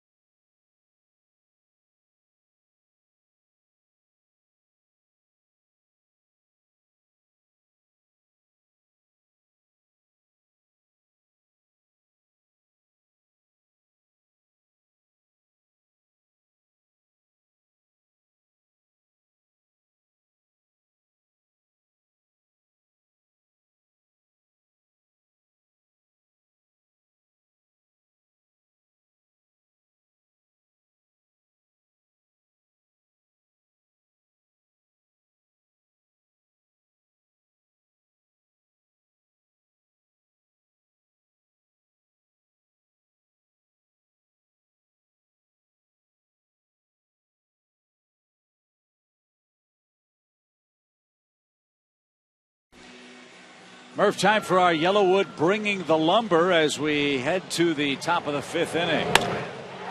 Mr. Brian McCann has been wearing out the Cincinnati Reds, and he's had himself a good couple of weeks. Well, classic swing, huh? And there might be some news about Brian McCann. Tom Hart, what with his .440 average over the last 13 games. And you know, Chip, it would be great news. I started speculating when we were in Philly that perhaps Brian McCann could get a call as an injury replacement in the National League All-Star game when Yadier Molina was hurt. Well, now the word out of San Francisco and from Bruce Bochy is that McCann may get a call thanks to Freddie Freeman being hurt. Bochy said today before the Giants game that he's looking to cover himself with a third catcher, adding he still hasn't forgotten that it was Brian McCann who gave San Francisco the home field advantage with his accomplishments in the 2010 All-Star game. And Brian was the MVP of that game. His 3-run double was the game-winning hit. And McCann became the first Brave to win the All-Star Game MVP award since Fred McGriff did it in 1994.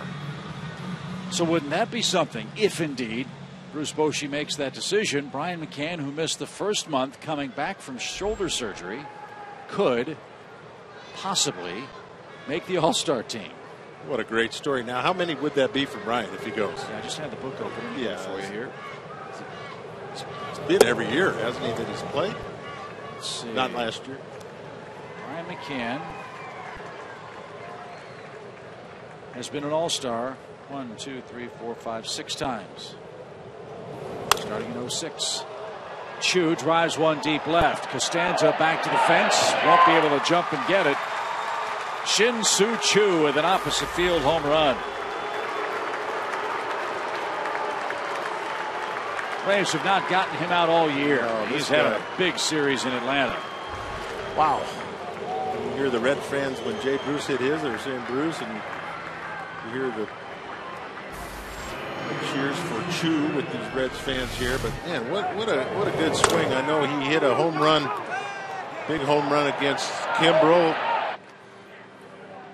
to left center field, and here is a look at Costanza giving it a shot until the last few feet, realized that he had no shot. Eric Robinson hits one in the air. And he'll be the first out of the inning. Reed Johnson puts it away. 1 in, 1 out. 5-2 now. Reds lead it in the 5th with Joey Votto coming in. Yep, impressive series for Chu. Wow. And he's a free agent. It's going to be a challenge for Cincinnati, what with the big contracts they've already given out to Joey Votto and Brandon Phillips. See if they can or want to keep Shin-Soo Choo in their leadoff spot. He goes to the American League.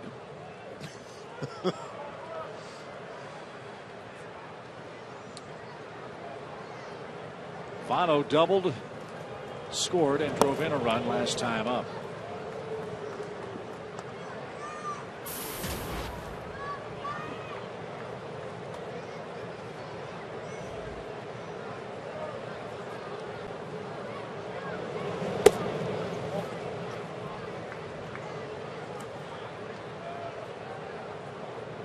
You don't think Bruce Bochy, the manager of the San Francisco Giants,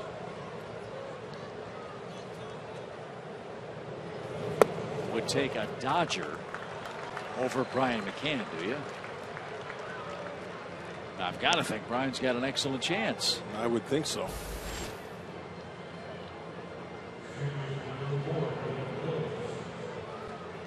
But he may hear a little bit from Dodger fans if it's the case, but I hope it's good news for Brian McCann.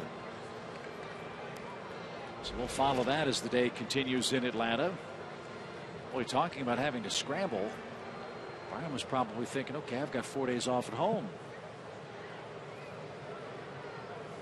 His plans might change rapidly before the day is out. Strike one to Brandon Phillips. All-Star game is Tuesday night. Fun starts at 7:30 on Big Fox. Freddie Freeman and Craig Kimbrel will be there. Announced earlier today that Freeman will not play because of the thumb injury he suffered yesterday. Fly foul off the bat of Phillips. It's 0-2.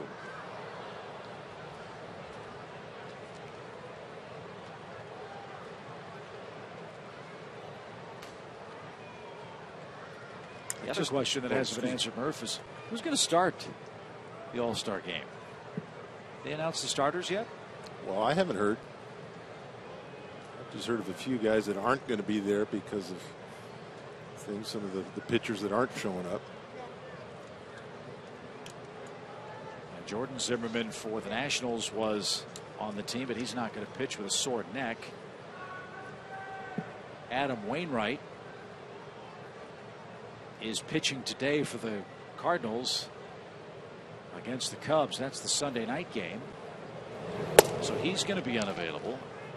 I guess the popular sentiment in New York is that Matt Harvey, who did not pitch in turn because of a quote-unquote innings limit, would be available to start in his home park for the Mets against the American League.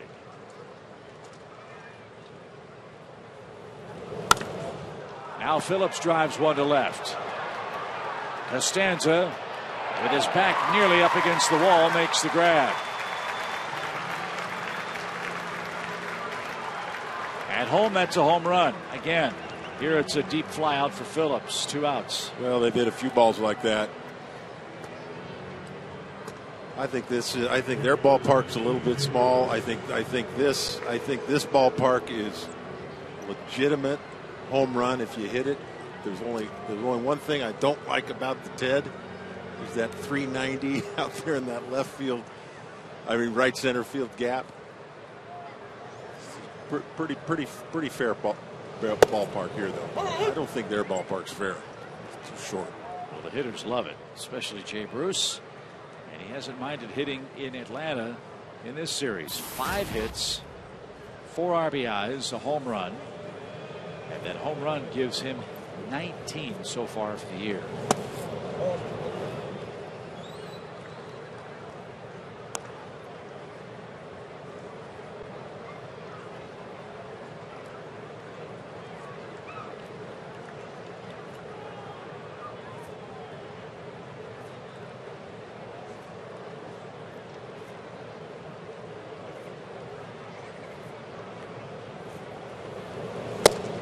Swing and a miss. 1-2 the count.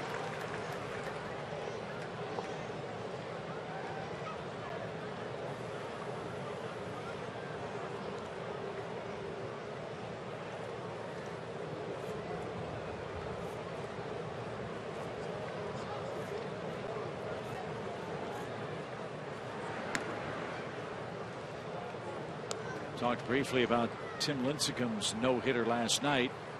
Justin Verlander had a bid for one today. It went 6 2/3 innings before it was broken up for the Tigers right-hander.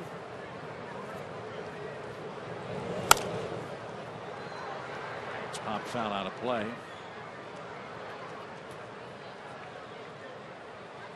As Bruce tries to duplicate what he did in the third.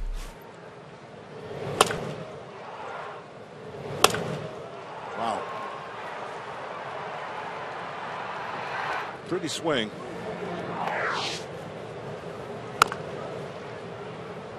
And foul at first. So Verlander tried to help the Detroit Tigers pad their lead of only a game and a half over the surprising Cleveland Indians with Terry Francona, their first-year skipper. Tigers got a huge first half from Max Scherzer. He's 13-1. He might be a guy that starts pitches for the AL, although it'll be on very short rest. He lost yesterday, his first loss of the season.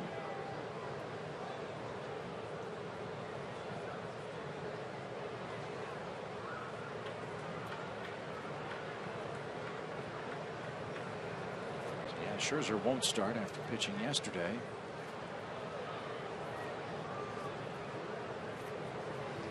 The National League will try to extend its win streak over the AL to 4. The Reds lead over the Braves after 4.5 is 3. It's a 5-2 game with the 2, 3, 4 hitters coming up.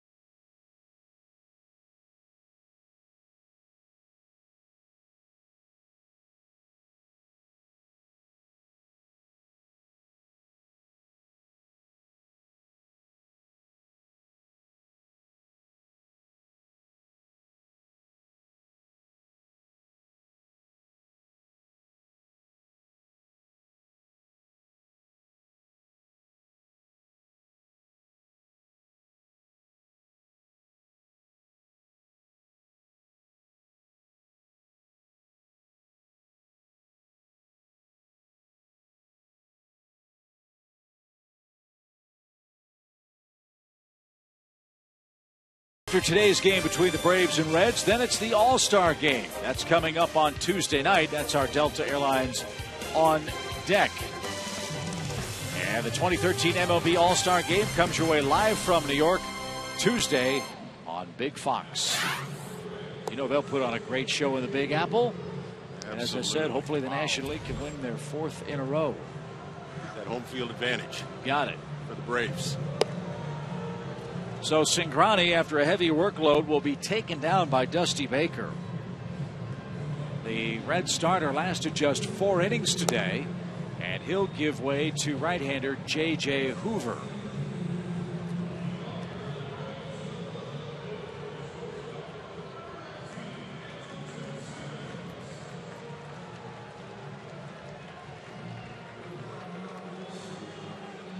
Two runs on 4 hits allowed by Cingrani. And he didn't have real good control.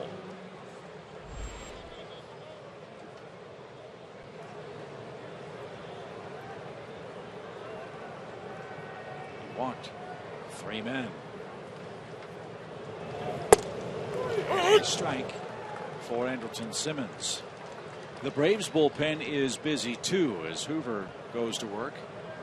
As we told you, a day like today, it's really a Johnny Fullstaff kind of game. As Simmons to short, Cozart retires him for the first out. And it's the birthday boy, Tim Hudson, begins to loosen up. And with good reason, it's going to be a while until Tim pitches again. He's apparently going to get the ball in the first game of that White Sox series Friday night.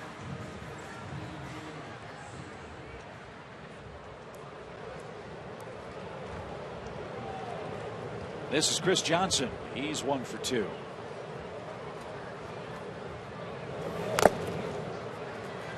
foul ball at the plate, strike 1.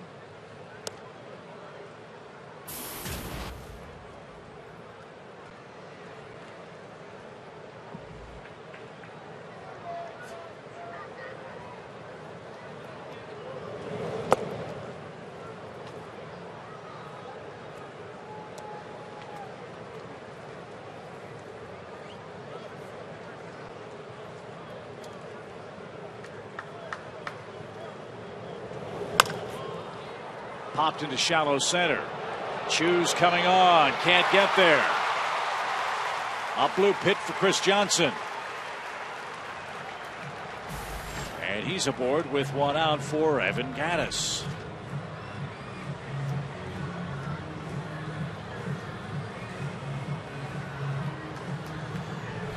This is the hardest ball to read as an outfielder. Chris Johnson takes a big swing, hits it off the end of the bat. It's a catchable ball, but you'll notice that Chu did not get a good jump on it because you can't tell where on the bat the hitter hit it. If he hits it on the meat of the bat, it's a routine fly ball or maybe over your head. So you got to freeze, and as a result of that, you don't get a good jump on it. J.J. Hoover, the Reds pitcher, is a former Brave. I remember Atlanta acquired him, or I should say the Reds acquired him from Atlanta on April 1st of last year. That was the deal that brought Juan Francisco to the Braves. Last year at AAA, Hoover was a Baseball America AAA All-Star. He saved 13 games and 30 appearances with Louisville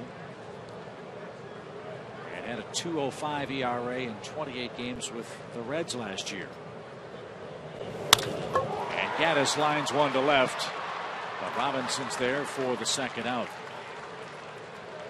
Evan hit it sharply. Johnson back to first. And the bullpen, Murph, as we've said so many times in this series, has been a huge strength for this Cincinnati club. At one point, they had a 32 2/3 innings scoreless streak, a record that stood for them since 1918.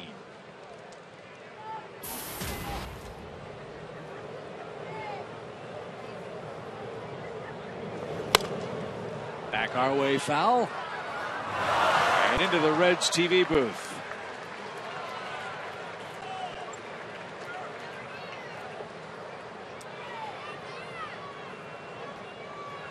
got it, Chip, if it comes our way. No chance. I'm bailing. No chance.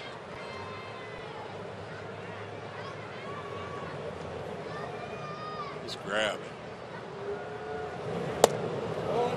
And that's inside. 1 ball, 1 strike. A couple of good bullpens working here today. Braves obviously have had a great success out of their bullpen. I'm not sure of the stat I heard the other day, but something like someone told me the Phillies bullpen have lost 25 games basically. Now I don't know, I can't remember, but the point of it was just that how critical that part of your ball club is. They have a decent bullpen with all the things that they had going on. If they'd had decent bullpen work, things would have been a lot better. Yeah, losing Roy Halladay hurt, and the Phillies have lost 14 games that have been started by Cole Hamels, and just in the case of that Philadelphia club, because their bullpen had had some problems, a big part of their game plan was getting those 3 starters deep. Roy Halladay, Cole Hamels, and Cliff Lee. That takes a lot of pressure off the pen, and with Halladay hurt, maybe done for the year, that's a real problem for the Phillies, no doubt. 2 balls, 2 strikes.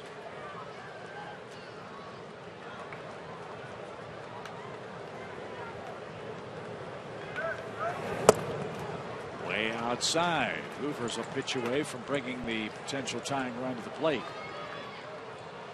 We talk about the differences between in the game from years past and now. Boy, that bullpen now is, roles are so well defined that if you're not doing your job, if you're the 6th, 7th, 8th guy, 6th, 7th, 8th inning guy, it's just critical. Broken bat roller, deep short. Cozart charges, throws on the run, and he got Ugla by a half step. No luck for the Braves in the 5th. On we go to the 6th.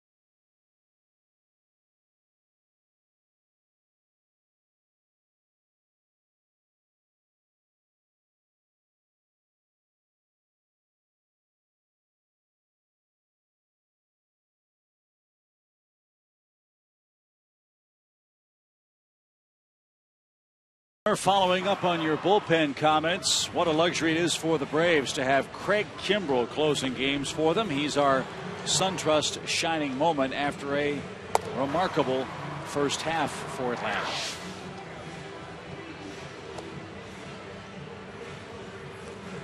Yeah, what a pitcher Craig Kimbrel is. I've said it a few times. He's one guy I'm definitely glad. People say, how would I hit him? I'd say, I'll be honest with you, I would have been happy to make contact off of Craig Kimbrel. 26 saves this season, second to Grilly. Tom Hart, I think, asked Joey Turdoslavich the other day, and when Craig Kimbrel saved the game, he said, what was it like out there when Kimbrel came in? He talked about it. How exciting it was. I got another word for what it's like, must be like to play behind Craig Kimbrel. Probably a little boring. Nobody hits the ball in the outfield. Yeah. Nobody. Not very often. Yeah, not very often. in that respect, but wow, he's electric. John Frazier starts things off for the Reds in the 6th inning. This might be Tehran's final inning. Pitcher spot for the Braves is due 4th in the bottom half here. He needs a shutdown frame and hope for his offense to get back in the game. 2 homers for Cincinnati today, one by Chu, one by Bruce. Tehran's given up 15 home runs so far this year.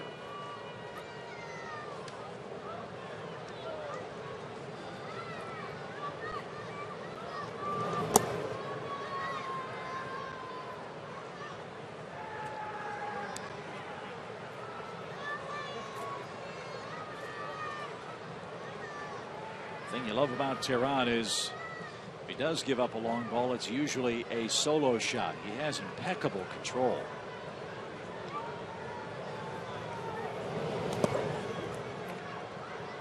In 112 innings this year, Murphy's only walked 22 opposing hitters.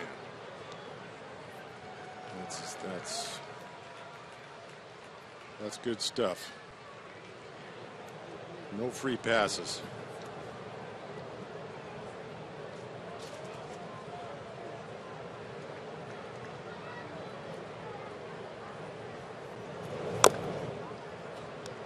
He's had Frazier uncomfortable up there. 2 balls, 2 strikes. Nats and Marlins 2-2 bottom 7 in Miami. Phillies still lead the White Sox 3-0 in the 7th. Mets lead the Pirates 3-1 in the 6th. All the other baseball starts in about a half hour or so in the National League.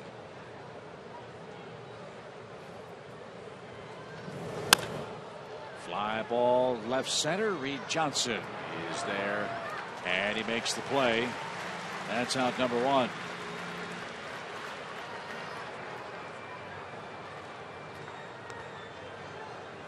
Here's Cozart. The Reds shortstop is 0 for 2.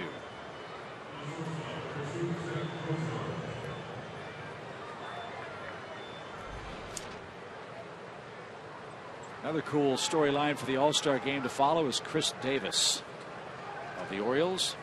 Hit another home run today. Did he really? 37.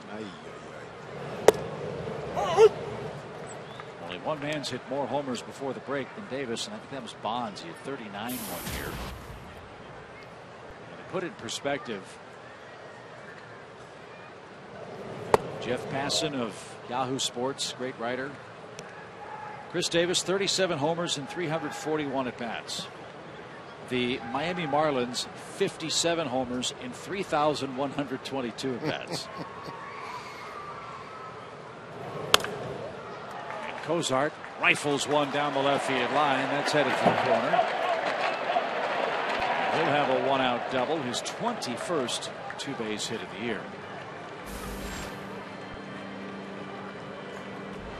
Davis also 90 RBIs before the break. Wow. Well, you talk about that Miami ballpark, the Miami Ball Club, but getting back to, we were talking a little bit about the dimensions of the Great American Ballpark and the dimensions here, which I think is a totally fair ballpark. I just don't understand the reasoning behind making it such a big ballpark in Miami. Well, I think part of it, Murph, was the team that they were trying to put together. Remember, okay, yeah. The first year of the new ballpark, they had Jose Reyes. He was going to lead off, be their shortstop. They had Emilio Bonifacio, another guy that could be a water bug type player. They had Giancarlo Stanton, who is still sometimes called Mike out of reflexive habit. But he can make any ballpark look small. That's true. Logan Morrison can hit the ball out of the ballpark any place.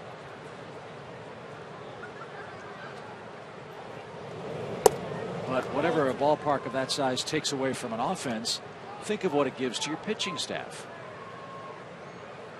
If it's hard for your hitters to hit it out, it's got to be hard for the other guys too.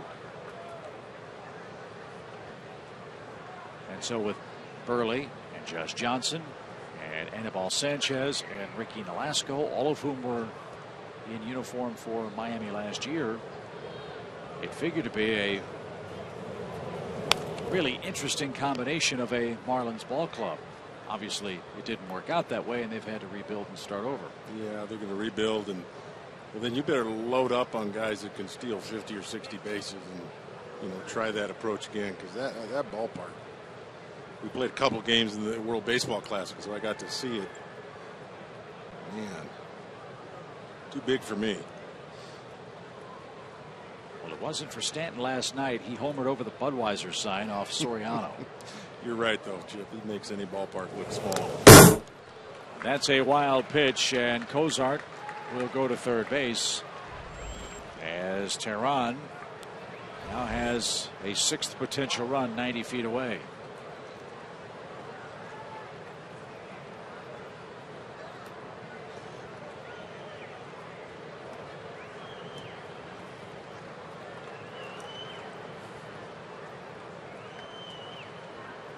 Pitcher spot next. Jack Hanahan is the man in the on-deck circle for Cincinnati. Mesoraco has struck out twice today.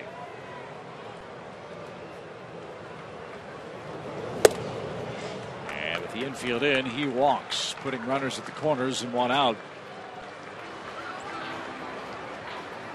And Freddie Gonzalez is at the bottom step of the dugout, waiting for Hanahan to be announced. Let's see if he makes a move. He will make a move, and that's the end of the line for Julio Tehran today. Julio goes 5 1/3. He surrenders 5 runs to the Reds, and it will not be Tim Hudson, but it will be Luis Ayala, the first man summoned out of the Braves bullpen. 6th inning continues for Cincinnati. There's your score.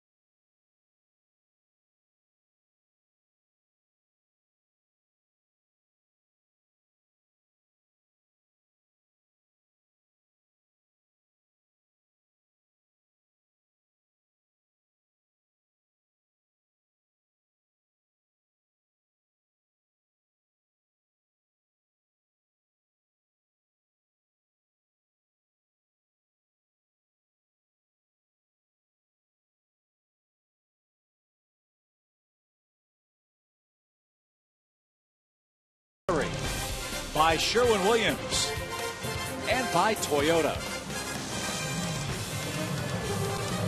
Kids having a good time at the Sky Field here at Turner Field. The Braves, though, not having fun on the scoreboard. The Reds trying to split this series, and they're winning today 5-2 as they've chased Julio Tehran after 5 1/3 innings. So the AT&T call to the bullpen goes out to Luis Ayala, and he'll face Hanahan for Cincinnati.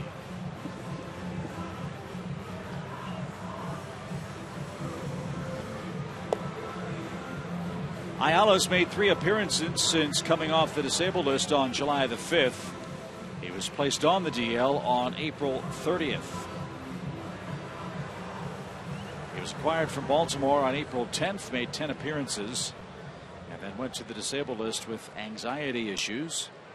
He's pitched once so far in this series against Cincinnati, giving up a hit in 1/3 of an inning on July the 12th.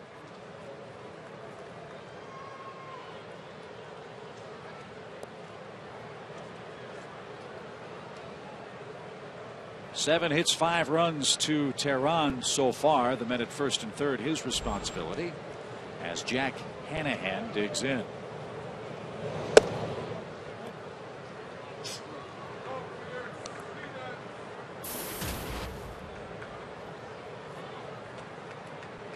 Jay Hoover went an inning of 1-hit relief. Dusty Baker is going to liberally use his bullpen over the final 4 innings with the All-Star break ahead as well. Pop fly foul by Hanahan. 1 ball, 1 strike. Good opportunity for this Braves bullpen to do what they've been doing so well, hold this team and give the offense a chance to give the Braves another comeback victory.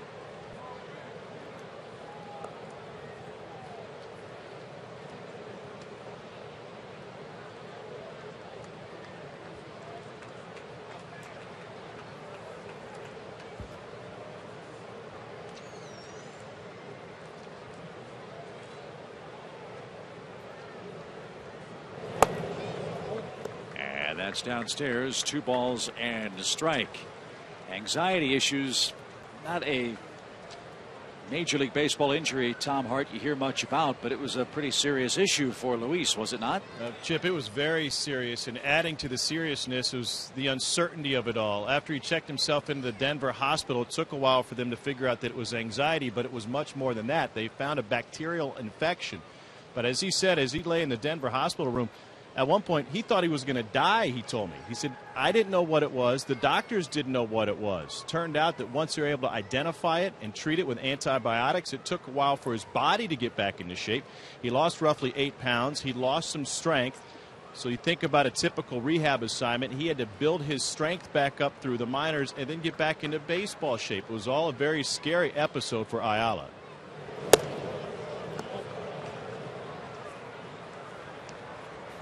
And obviously, really a miraculous story that he's back healthy and pitching in the major leagues. Well, I appreciate that report. I think I'm like most fans of the Braves. You hear anxiety and you don't really know what's going on, but that was much more serious than I realized. 3 balls and a strike to Jack Hanahan. And now it's full. Hanahan doing his best to get a ball elevated. You can see it looks like he's even bending that back leg. He's got kind of an uppercut anyway, it looks like, but he's definitely thinking about trying to elevate one here, stay out of double play. They'll probably be moving Mesoraco here. I would anyway, stay out of the double play. 3-2 and 1 out. Runner goes, pitch popped up. Simmons was breaking to cover the bag. He tries to deke the base runner. Reed Johnson comes in and makes the catch in shallow center. And Ayala gets his first batter, Hanahan, to pop out. 2 outs. Well, there's a lot going on in that little fly ball to shallow center, wasn't there? Well, it gets back to what we talked about last night about all the things that are going on in the game. I think one of the things that's fun for fans to do is, obviously, like any sport, you tend to follow the ball, but I think what's fun about this game is follow the other players, where they're going, what they're doing. Typically on a fly ball to center field, the third baseman tags. But if you were watching Cozart on there, he was more than halfway down because he knew if he tagged, he wouldn't have been able to score anyway. So he was halfway down in case he dropped it. So here's Shin-Soo Choo. Again? Yeah, you're right. 8 hits in the series.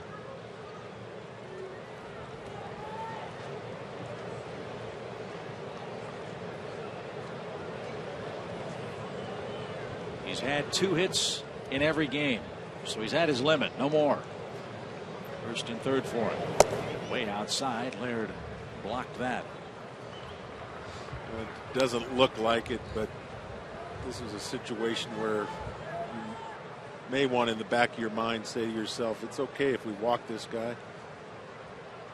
Sometimes, as Tom Glavine likes to say, sometimes first base is not always the base that's open. This time it's second base. And take your chances with Robinson.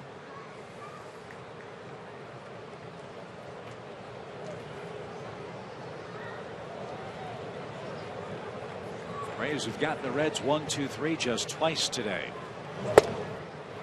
And Chu had a healthy cut, missed it. 2-1 now. And one of the reasons why you might want to be careful with Chu is Robinson has only seen 3 pitches today. 3 ABs and 2 flyouts and a pop out. Yeah, he's hit it in the air 3 times, and that shouldn't be his game. Not with his speed.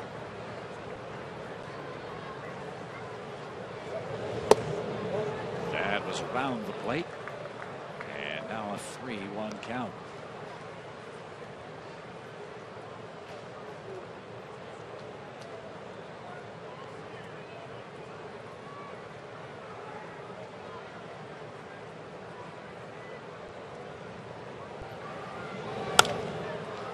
Now it's full 3-2. This is why you want to pitch carefully to this man.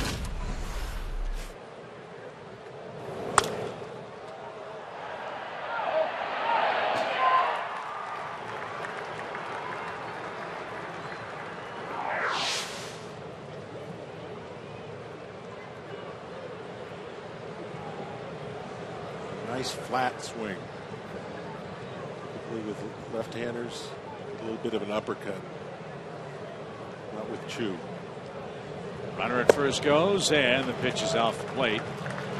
And Chu's aboard. That's the second Reds base on balls earned in the inning. One by Tehran, one by Ayala. And now let's see what Robinson does with the bases full. And you can see where Gerald Laird was setting up. That was all but unintentional, intentional walks, setting up well off the plate.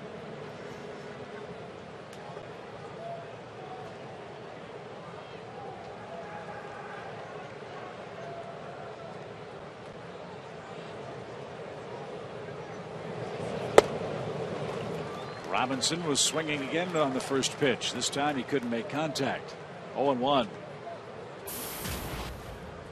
Told you this kid's out of Gainesville, Florida. Had a chance to play football for the Gators. Was tied with a 6'1", 60-yard dash. Wow. Well, you're right. You mentioned Chip. He's hit 3 balls in the air. There's just absolutely no way you should hit that many balls in the air if you can do this. You should be swinging straight down. Got to make him do the Willie Mays Hayes thing. You pop it up, do 20 push-ups in the batter's box, right?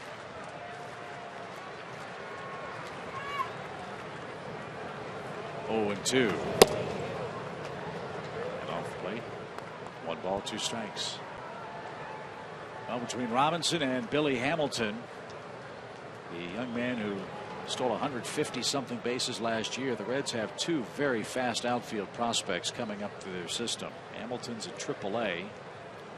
Robinson's a 6-year minor league free agent. Caught the eye of Dusty Baker this spring. Pop up down the left field line. Costanza's got it, and Ayala pitches out of a bases loaded mess in the top of the 6th.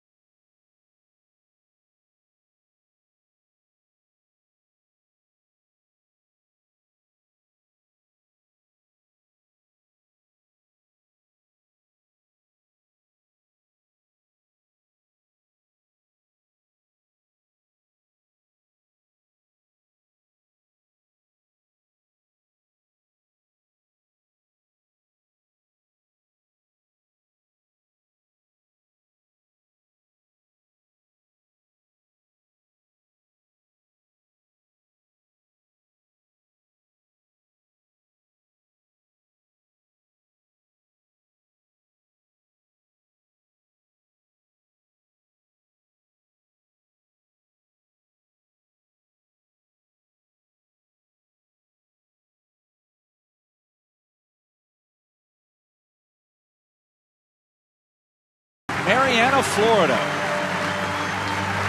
Our hometown hero on this final Sunday before the All-Star break. Tom? Chip, so many of these stories are so humbling. Staff Sergeant Eadson was one of the first men on the ground for Operation Enduring Freedom as an Army Ranger. After he served our country, he went back to Afghanistan, part of the Alabama National Guard in 2012. He's a jump master. He's an expert sniper. And if you want chill bumps, so many of the details of what he's done for our country are classified. Wow. And I hope I pronounced his name correctly. We're not given a phonetic pronunciation chart for the hometown hero, so no disrespect is intended, but what a wonderful thing to see. And this, Murph, is my favorite part, as these men and women walk up the aisles, handshakes, hugs, and thank yous. It's great. And it is pronounced Eadson. So thank you, Tom, for that clarification. Thank you for your service. It's good to see him get a few high fives and a few handshakes. So the Braves come up in the 6th inning, and they'll take a look at Logan Andrusek. If the ERA is the telling story, he's a rare struggling relief pitcher for Cincinnati.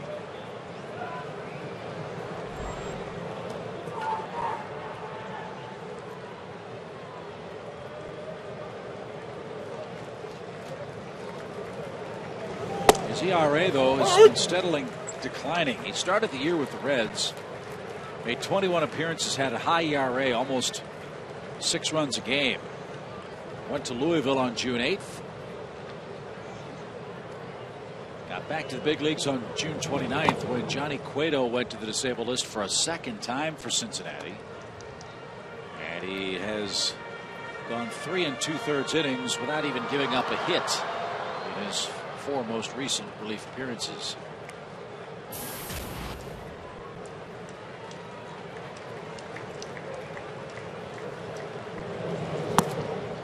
Reed swings and misses.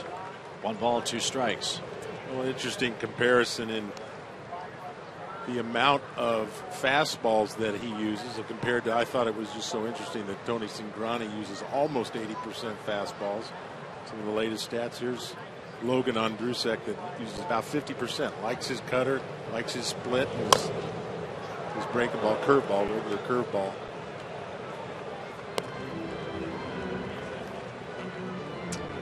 So Andrusek hoping for a big second half for Cincinnati.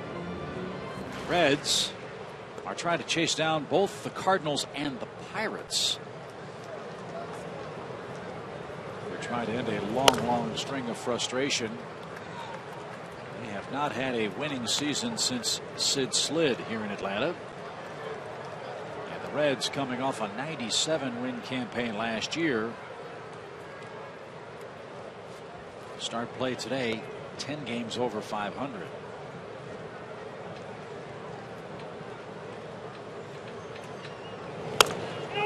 Bouncing ball toward Votto. And Andrusek to the bag makes the play. That's out number 1. So as we approach the All-Star game, let's take a look at our Academy Sports and Outdoor leaderboard. And it is the playoff leaders as we start play today.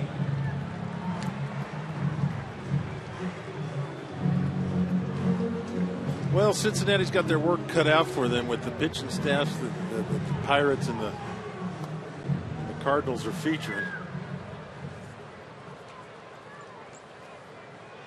Got a little work cut out for them. It's good to go into that second half with the cushion that the Braves have, get healthy, and start facing some teams in your division. And as we mentioned earlier, Chip, this is many games as I remember before the All-Star break, so it may not be, dog days may only last about a week this year. A base hit by Gerald Laird with 1 out. His second hit of the day. Yeah, 67 games left after the break. Go get him. And Laird with another quality appearance behind the plate and at the plate today. And that's the first hit allowed by Andrusik since coming back from the minor leagues. Well, if the Reds are going to catch the Cardinals and Pirates, you got to play better against them. Cincinnati's 4-6 against Pittsburgh, 3-6 against the Cardinals. That's 7-12. 5 games under, 5-game deficit to those gloves. Ternaslovich drives one to center. Chu reaching for the fence will have room. Joey just missed. And with 2 outs, Tyler Pasternicki will pinch hit. Good swing, though, by Joey Terdoslavich. Really like that wind blowing in a little bit from there. Probably hurt that. Good swing, gave it a ride. You know, it's the challenge for the Reds is being in third. Being behind 2 teams. You always, that's what, you don't want to be there. You want to be, if you're a few games behind, I mean, 6, 7 games is not good to at any situation, except if you're in second place, then you just got to catch it. But trying to leapfrog 2 teams that both have good staffs, it's going to be tough. Tyler Pasternicki is the batter. See if he can wear out right field. A big hole that way. This one bounced up the middle. Phillips at the second base bag makes the play to retire the side. We head to the 7th. Reds in control, leading 5-2.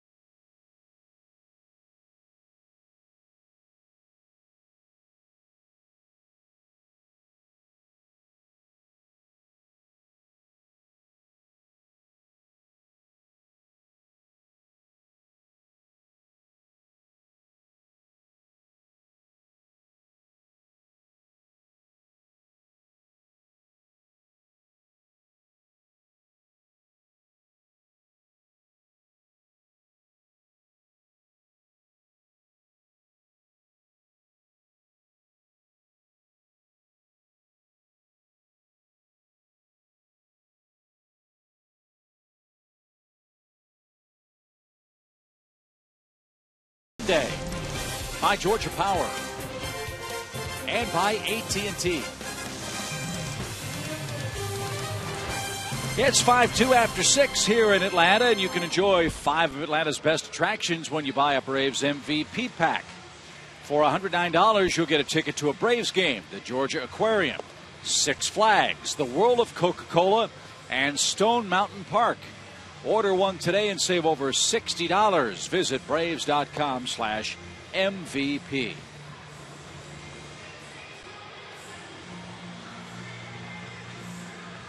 David Carpenter is going to take over now for Atlanta. And he'll face the middle of the Reds order. This young man has been quite a find for the Braves. A lot of strikeouts, big fastball, and a perfect 2-0 record in relief.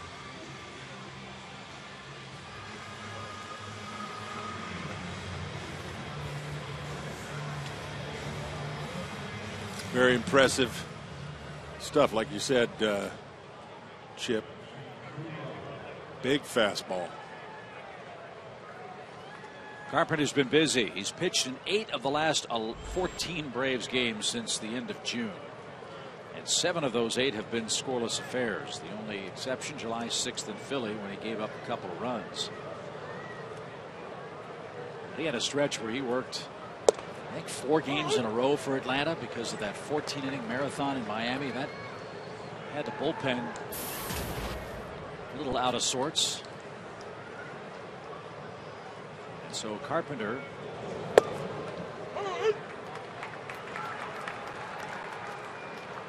who has not pitched in this series,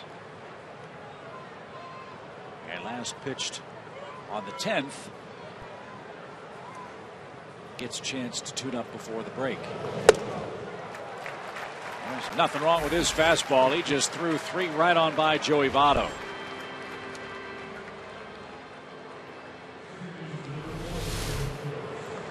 Well, you don't do that very often to Joey Votto, as you said, and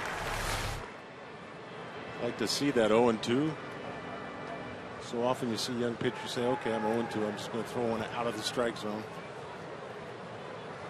But a fastball like that, like David Carpenter has, you can throw it a little bit out of the strike zone, but still challenge guys at the same time. Braves bullpen this month has been nothing short of spectacular.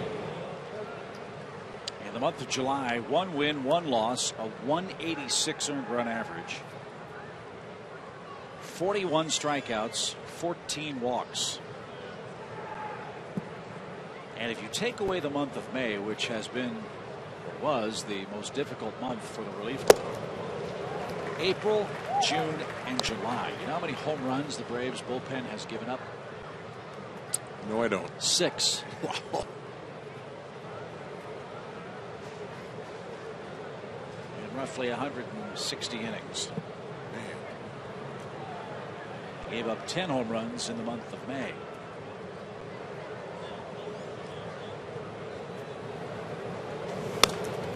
So you get them a lead. The starters, that is, they turn things over to the bullpen, and more often than not they shut the door. And again, Murph, what's so exceptionally good is lost 2 of the best relievers in the game to injury in Venters and O'Flaherty.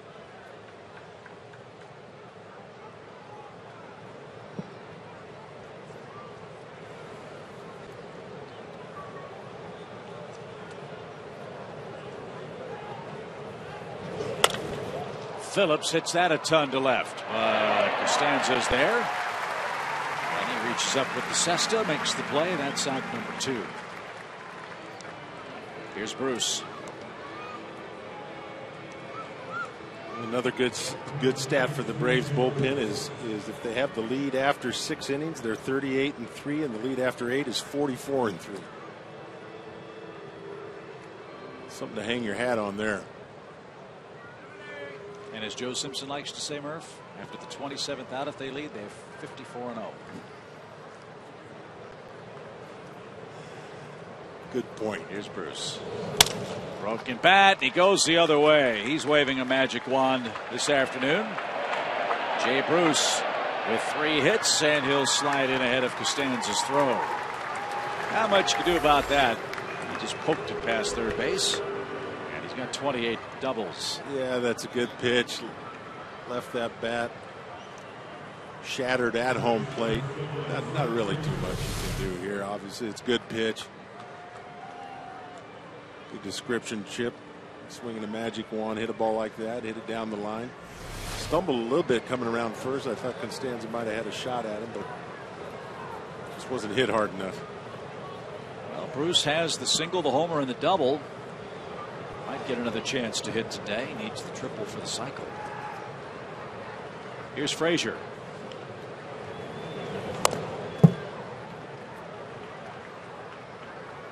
Oh, 1 your count.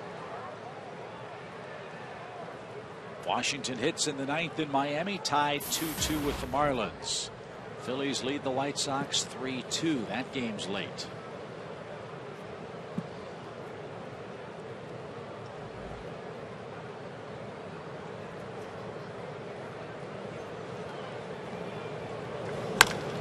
Fly ball center, well hit. Reed Johnson going back, slowing, and on the track. He's got it, and down goes Frazier. As we go to the 7th inning stretch, as is customary in Atlanta, we will stay with you for God Bless America. Timothy Miller from the Atlanta Opera will perform the duties. He's one of the best in the business, and another great feature on home Sundays here in Atlanta. 5-2, Cincinnati has the lead. While the storm clouds gather far across the sea, Let us swear allegiance to a land that's free. Let us all be grateful for a land so fair. As we raise our voices in a solemn prayer. God bless America, land that I love. Stand beside her and guide her through the night with a light from above,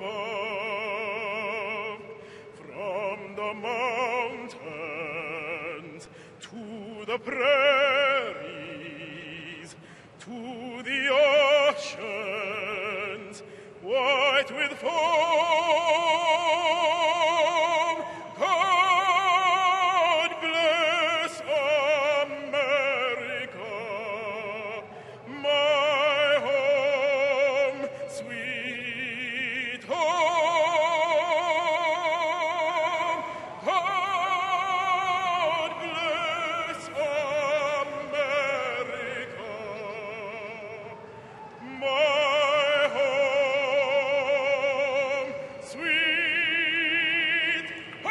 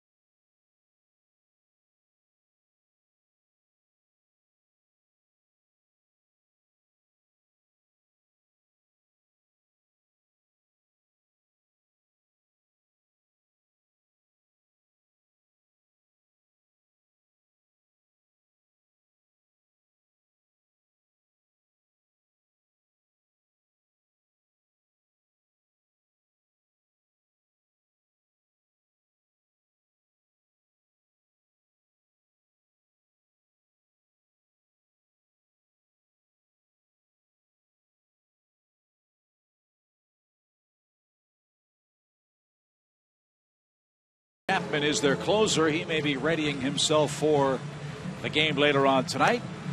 And in keeping with our All-Star theme this weekend, the first All-Star game was played July 6th, 1933.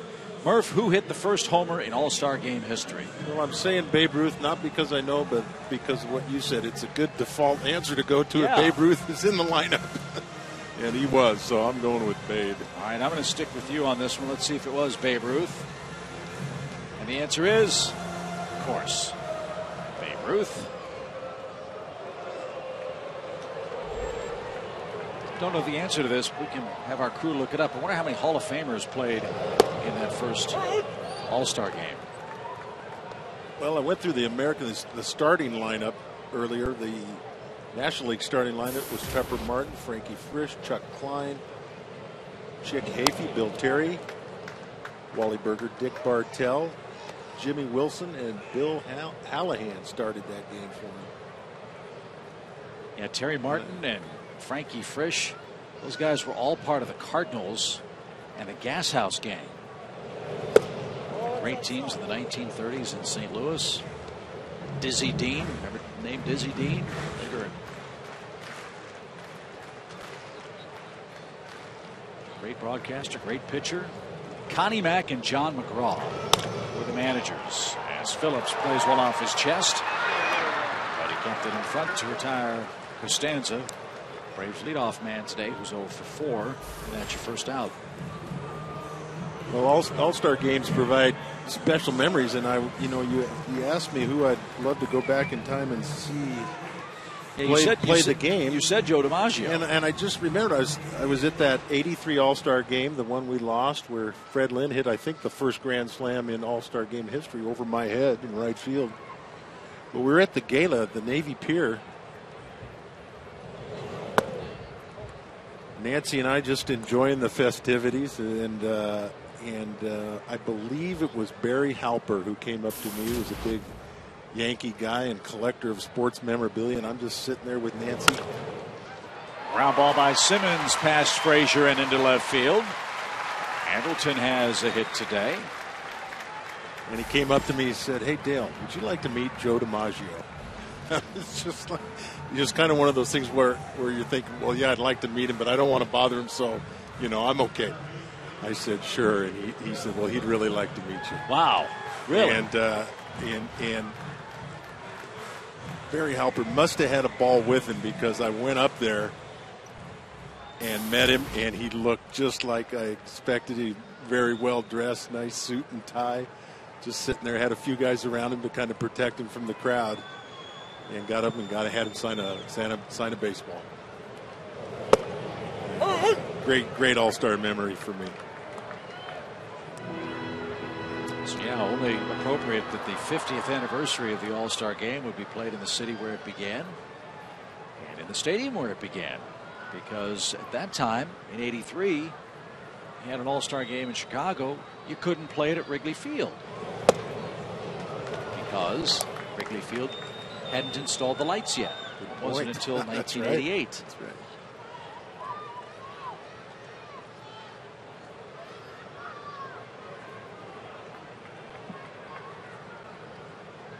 Braves are still very much in this game, although the Reds bullpen has been outstanding. Johnson is struck out on 3 pitches. That's out number 2. Chris has a 2 for 4 day, and the reason they're in the game is guys like this coming up. The guy on deck, Dan Uggla, can hit it out of the park. Well, Evan Gattis, Chip. Evan Gattis squared one up last at bat. Had some good swings today. Good to see him back here in the lineup. If you missed the news, Gattis was brought back from his AAA rehab stint after Freddie Freeman injured his hand in the first inning yesterday. Don't know the severity of Freeman's injury. It's severe enough that he's not going to play in the All-Star game. He's going to go enjoy the festivities. He's got a soft splint on his glove hand and the left thumb specifically. And so to make room on the roster for Gattis, B.J. Upton was placed on the disabled list with his right adductor strain. And so B.J. won't be able to come back until, I believe it's the Cardinals series, the 28th or thereabouts. Either the Cardinals series or the Rockies series, which starts Monday, July 29th.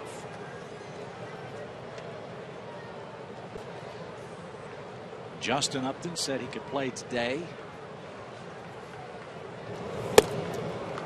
Might be available to pinch hit. Brian McCann didn't start. He is on the bench and maybe waiting for a phone call from Bruce Bochy after the Giants play the Padres today. Bruce Bochy hinted today in his pregame press conference that with Freeman not able to play, he might carry a third catcher. And as he said to the reporters out west, I never will forget Brian McCann getting us home field advantage for the playoffs in 2010. And Gattis pops one into center that Chu will track down, and that retires the side. On we go to the 8th. Cincinnati leads at 5-2 to score.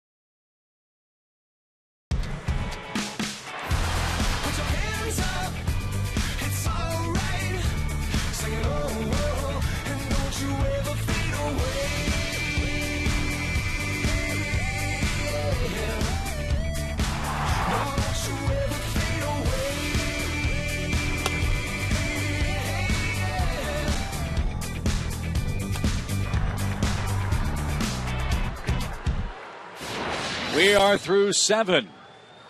Reds lead at 5-2. Big days for Bruce and Chu. Laird and Johnson multi-hit games, Murph, for Atlanta, who are running out of outs as they try to win this series outright against Cincinnati. Well, they got an uphill battle against a good bullpen. Cincinnati club, and I tell you, it'll be good to say goodbye to Shin-Soo Choo. Has he got a chance of coming up again? I guess he does. Yeah, in the ninth. Unless looks like a few guys on, then he's going to be up with a few guys on, which let's hope he hits in the ninth. Right. Cozart, the first man up against Carpenter. He's doubled, struck out, and fly to right.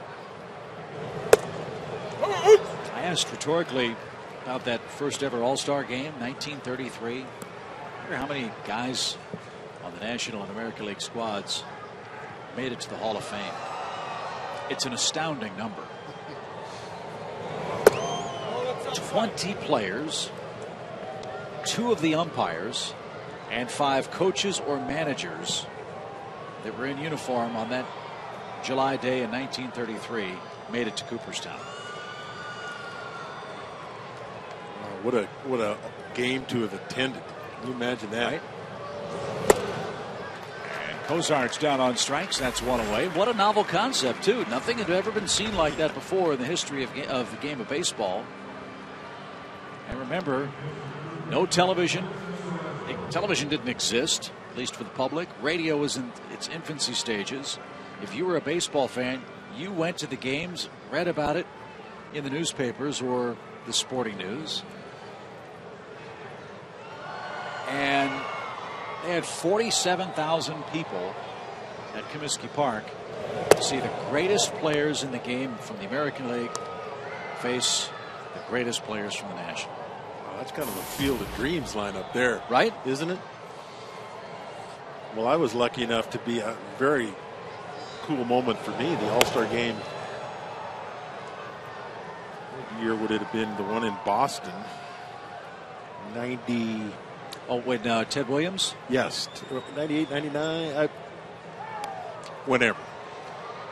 That one in Boston where they had the Ted Williams was there, but he came out of the end after the 50 greatest players in the game, walked out from center field. Looped out of reach of Evan Gaddis.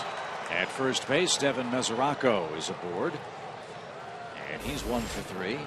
Xavier Paul's grabbed bat. He'll pinch hit for Andrusik here. Very emotional moment for baseball fans, and then to see Ted come out too, Ted Williams. I was lucky enough to meet Ted Williams too, Chip. What a great experience. My first time I said hi to him, first time I met him was at the Hall of Fame game, which isn't played anymore, but used to be a mid-season exhibition game. 2 teams, one from the American, one from the National League, would go to Cooperstown and play, and Ted Williams is there as we exchange lineups. And did Ted want to talk baseball or did he want to talk fishing? Boy, did he want to talk baseball. I went up to him, I said, Ted, Dale Murphy. He goes, yeah, I know who you are. I watch your games on TBS all the time. He said, I'll never forget it. Dale, you got to get a better pitch to hit. Did he really? Yes, he did. And I felt like saying, I'm Dale Murphy. I'm not Ted Williams. Right. I was like, I swing at a few bad balls, but as we all know, Ted did not like to swing at bad pitches. Well, he said that was the first rule of being a good hitter. Yes. Get a good pitch to hit, right? But he was very, very gracious to me. I saw him again in Clearwater once at breakfast. I'm sitting there eating my pancakes. I look over, and there's Ted Williams sitting down. When you look at Ted Williams' career numbers, they're just staggering. No, they are. And 2 tours of duty, right? A 344 lifetime hitter. 344. 521 homers. What many people are tripped up on is the fact that Ted Williams did not get to 3,000 hits. He had 2,654 of them. And you're right, he lost 3 years to World War II, as did so many Major League players, great and not so great. But if you look at his 19-year career and average out 180, 185 hits per season, he's easily over 3,000 hits. And you average out his 25 home runs. He's pushing 700, isn't he? He's pushing 600. And these were in the early days of his career. Yeah. He missed his age 24, age 25, and age 26 season. Now I think he served another tour of duty. I could be wrong. Didn't he go to Korea? He did in 52 and 53. And in those 2 seasons combined, Murph, he only played 43 total big league games. So you're right. He very well could have been well over 600 home runs.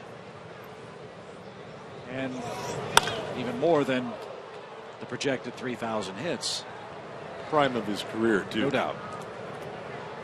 That's remarkable. It really is. And I know he had the reputation of being a little gruff with the media and things like that, but I am very grateful for the experience I had with him. Like I said, I was eating my pancakes one day in Clearwater, and I looked over and I thought, man, do I want to bother Ted again? I went up to him and he said, Dale, good to see you. Sit down and talk some more baseball.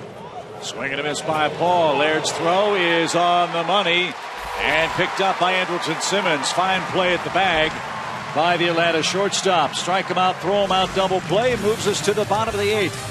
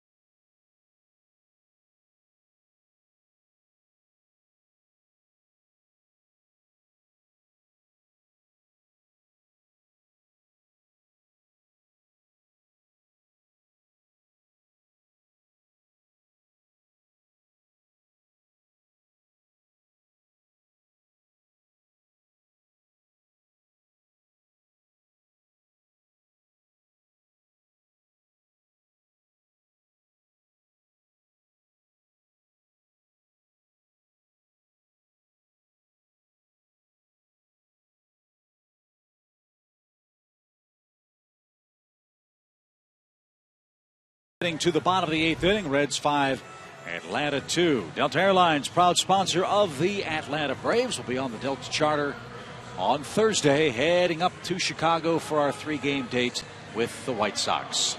And you look real closely at that Delta sign, you'll see right underneath is the Georgia Power sign. Georgia Power Energy Tip number 9. Georgia Power customers can receive a $50 rebate with the purchase of any Energy Star certified clothes washer. Getting back to Ted Williams, I was just going to, he was telling me to get a better pitch to hit. He's very complimentary to me. In some of the revisions of his book on hitting, I was mentioned, and I was also honored to be inducted into the Ted Williams Hitting Hall of Fame,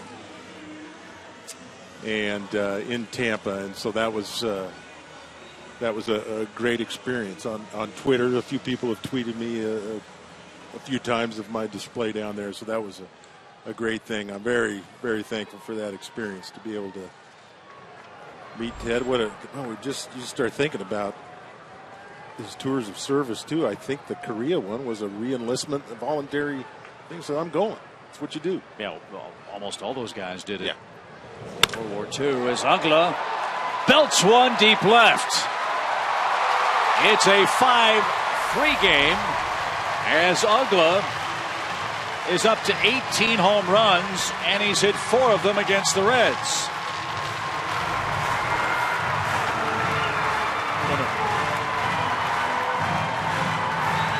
I'm thinking Murphy's going to fall in love with that heavy bat like Chipper Jones did if he keeps up this pace. He's homered in back-to-back games. Well, if anybody could swing a little bit heavier than bat, I would think it would be Dan Uggla. He's been swinging good the last few days, hit some balls, obviously, hit a couple home runs. I like it. Occasionally he's hit the ball to right field. I like that, but I agree with you. A couple extra ounces sometimes slows you down a little bit. One of the things Dan does. Reed Johnson smacks one into center, but Chu is there, 1 out. One of the things that hurts Dan a little bit is he gets a little too pull happy. Everything starts to go a little bit quicker, and I can remember one of the reasons I dropped down to a heavier bat or went up to a heavier bat was psychologically it tends to slow you down a little bit, not only physically because it's a little bit of a heavier feel, but just mentally it gets you a little bit slowed down because you know you're going to be a little bit slower. That could help Dan a lot. So 1 in for Atlanta. Now we need a bloop and a blast. Gerald Laird. He is the hitter. He's got a 2-hit day today.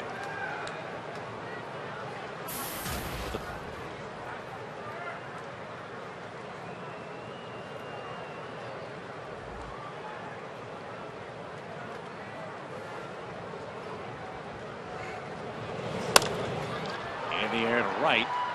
And that's playable for Bruce. We talk all the time, Murph, about how fast a pitcher pitches. We seldom talk about how fast the ball comes off the bat. Yeah, I love that. Here's a high home shot there. You can see 105 miles an hour off the bat. Almost 106.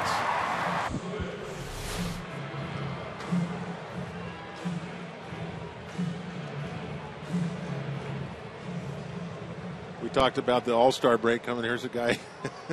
Here's a guy, Chip, that probably is thinking, I want to keep playing this week. Swinging the bat so well, you don't want to take a break. Vasilevich just missed a homer his last time up. And if he can reach, then the Braves will go to Brian McCann.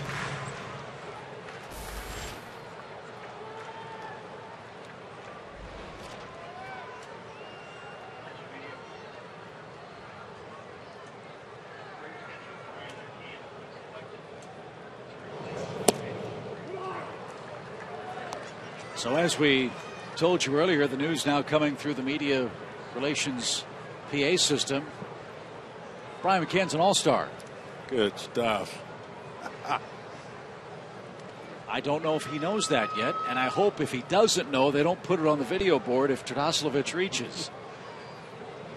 At least until after the conclusion of his at-bat. That would be a little distracting. Hey, by the way, Brian, game's on the line. You're headed to New York.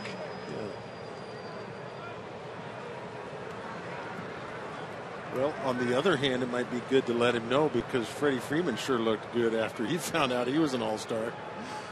You're right. It would be nice to not have that distraction if he gets up here. 2 balls and a strike for Joey T. And that's outside. 3-1.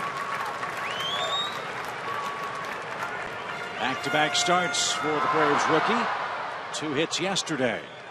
He's walked and flied to center twice today, and he's got a good hitter's count. Get on any way you can.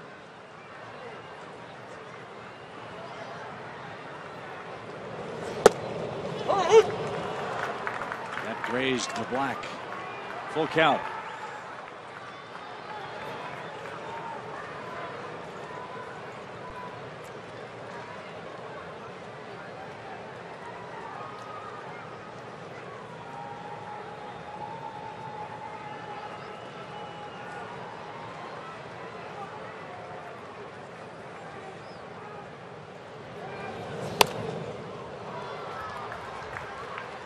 White Sox have tied the Phillies. That's good news. 3-3 bottom 9. Bad news, though. Washington's beating the Marlins. They've scored 2 in the 10th. They lead 4-2. Here it's 5-3 Cincinnati.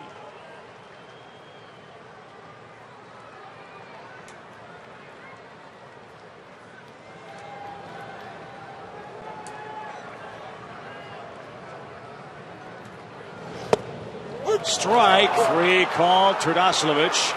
Not sure about that. LeCure gives up a leadoff home run to Dan Ugla, and that sends this game to inning number 9. 5-3 now, Cincinnati in front.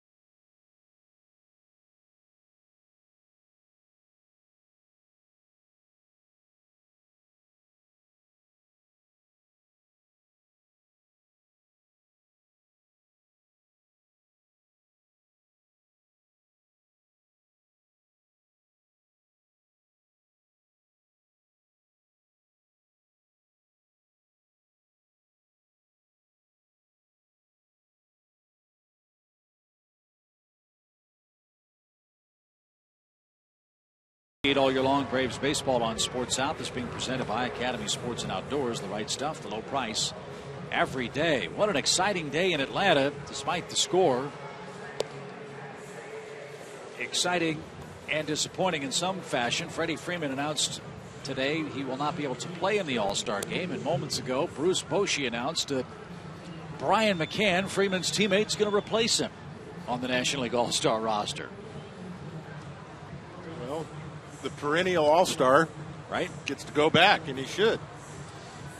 Replacing someone who from the Braves with someone, Freddie Freeman hurt, replaced with someone on the team that's deserving, and you need a third catcher.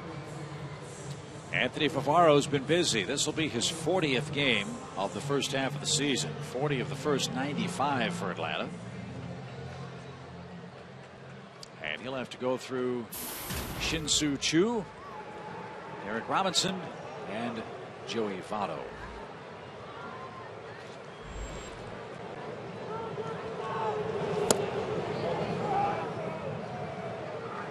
This will be Brian McCann's 7th All-Star game.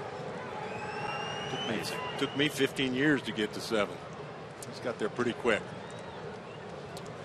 1 ball, no strikes. Choo lines one foul. Well, I've really been fascinated with your discussions and conversations about Joe DiMaggio and Ted Williams, two of the greats, obviously, in the game of baseball. They had one of the great MVP duels of all time back in 1941. Those numbers you look at. Well, that's the year Ted Williams hit 400, 406. And for Joe DiMaggio, that's the year he had his 56-game hitting streak. Can you imagine? And Ken Keltner, the Cleveland Indians third baseman, is the man that snapped Joe DiMaggio's streak after the All-Star game in 1941. And the amazing thing about DiMaggio during the streak, never tried to bunt to extend it. Wow. And hitting 56 straight. And those three men, Keltner, who stopped the streak of DiMaggio, Jolton Joe himself, and Ted Williams, all played remarkable roles in the conclusion of the 1941 All-Star game. Game was played in Detroit. As Choo walks, it wasn't Tiger Stadium then, it was called Briggs Stadium. And the National League was winning the game in the 9th. And Ted Williams was way down on the lineup card. And Claude Passeau, who I believe was with the Cubs at the time, was pitching. And it looked like the National League was going to roll merrily along.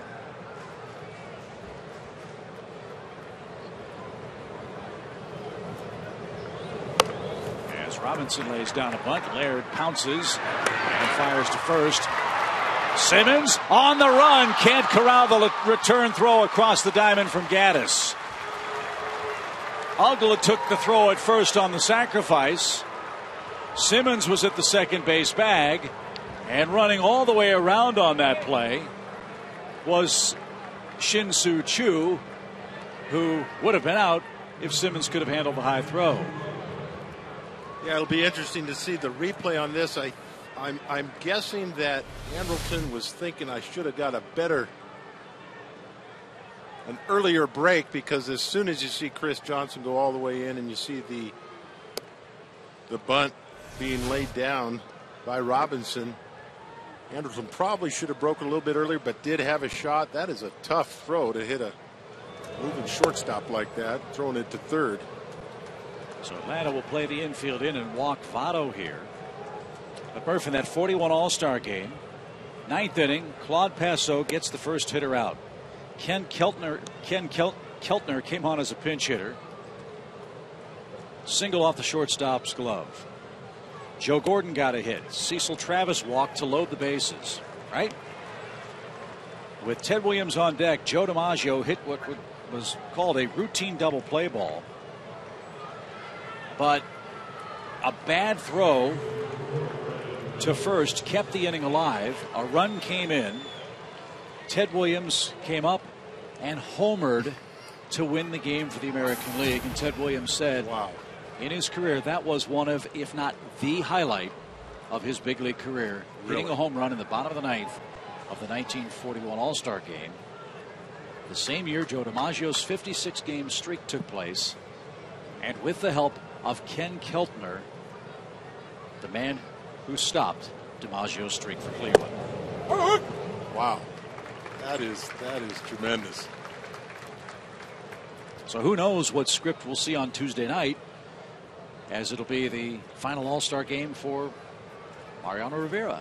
Maybe he'll have a chance to close it out for the American League. And it's interesting and it's amazing that Ted Williams said that was the highlight, possibly the highlight of his career. Yep. When he hit 400 once, 344 lifetime average. He said what happened in the All-Star game was something that he'd never forget. You know, you mentioned that Joe DiMaggio never tried to bunt during that 56-game hitting streak. Right. Ted Williams had a chance to sit. Second game of a doubleheader, right, and sit on that 400 average. And I think he went 4 for 7. I think you're right. On a doubleheader at the end of the year. He said, "I'm not sitting on this." Well, Joe DiMaggio, and I'll have to pull this up and see what the All-Star voting was, or the MVP voting for 1941 was. But Joe DiMaggio averaged, Murph, 28 strikeouts a year. I had a feeling you were going to bring up how many times. Right? Those guys did not strike out. Wow.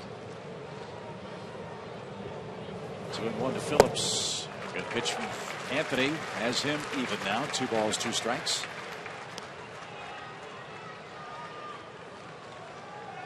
Well, we talked about Johnny Vandermeer. His consecutive no-hitters. That's a record that won't be broken. I don't think the 56-game hitting streak will be broken with as many specialty pitchers as everybody has now. That's 2 records that won't be broken. And of course, 755 home runs by Hank Aaron will never be broken. As Joe Simpson says, rightfully so, the true home run champion of baseball. Good All-Star game stuff. So if you were voting today, 56-game hitting streak versus a 400 batting average. You have player A, player B. Who's the MVP? First the pitch to Brandon Phillips.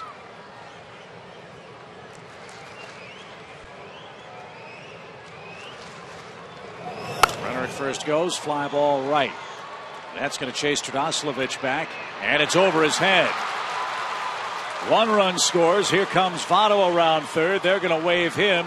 Throw to the plate is up the line and late. That ball kept going, and going. And Phillips drives home 2 more runs for the Reds. A 3 RBI day for the Atlanta native. And it's now 7-3 Cincinnati. Well, Brandon Phillips having a year. Looked like Joey T might have had a beat on it, but again, he had, even with flip downs, that is a tough. He's got his glasses on. It looks like, I'm not sure, but sun got him a little bit. Is he wearing glasses? I'm having a tough time seeing my monitor. So that'll send some of the Braves faithful headed for the exits. But Chip, you would think, you're looking at the center field flag, that the wind's blowing in from right, but you'll always notice that the flags above the chop house out there they are stationary. Like the wind's not even blowing out there in that right center field gap, and looked like it carried a little bit more than Joey Turdosovich thought it was going to carry. So as so often is the case in the late innings, leadoff walks really cause you problems. Chu walked, was sacrificed, made it to third as he outran the baseball from the Braves defense. And now the Reds teeing off. Bruce drives one a mile to left, and a leaping grab by Costanza again. That's how the game began for the Braves left fielder. He took away a hit from Chu. He just took one away from Jay Bruce, who was thinking maybe 3 bags if that's not caught, and that would have been a chance for the cycle. Well, Costanza with a couple nice plays out there today. Utilizing that speed, going up against the fence. Another nice play there.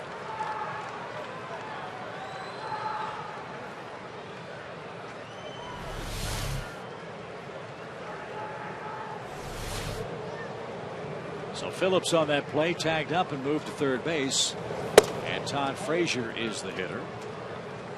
Lead now too great for a save for Cincinnati. I don't know if Aroldis Chapman was up and throwing before this inning began. But he too an all-star, and Dusty Baker might want him to tune up before he heads to New York. And Frazier dumps a single into right center field. That'll score Phillips. And it's now 8-3 Cincinnati. 3 runs here in the 9th. And 43 RBIs for Frazier.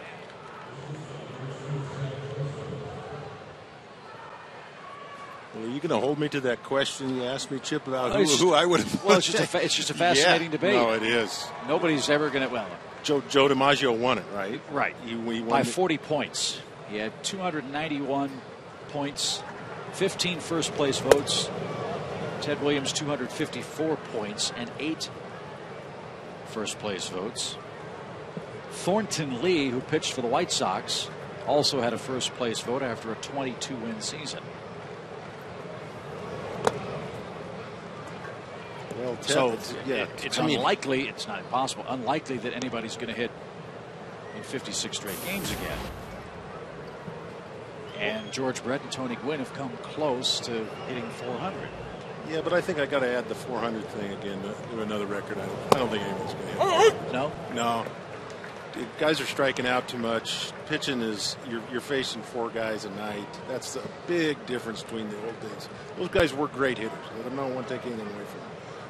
A lot of complete games there. You've faced guys 4 times a night. It's a big advantage for a hitter. They are great hitters, though. But, so I'll add that 400. But I probably would have voted for Ted Williams hitting 400 and doing what he did. I'm just guessing, and I wouldn't have felt bad about it at all. Right, yeah. It's hard to go wrong, really. What's funny, too, is Thornton Lee with the White Sox had that other first place vote, but he wasn't the man who finished third behind DiMaggio and Williams for the AL MVP. That was Bob Feller. How about that? How about that trio? Pretty good pitcher. You bet. 8-3 Cincinnati. They had 3 in the 9th. Last chance for the Braves at home.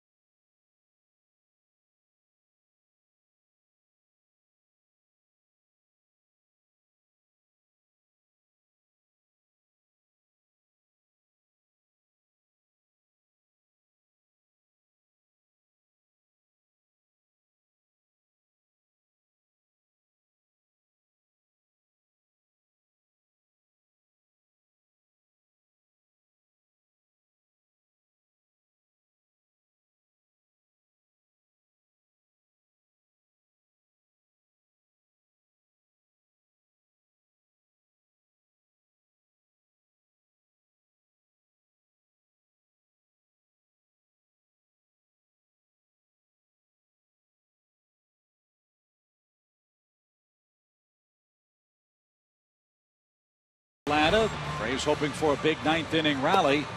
Before we get you to Braves Live, presented by AT&T, we'll hear from Freddie Gonzalez. We'll hear from newly minted All-Star Brian McCann. That announced just a few minutes ago, and we'll take a look at all of today's highlights. They began with Julio Teheran seeking his 8th win before the All-Star break, something only 4 other Atlanta rookie pitchers have done.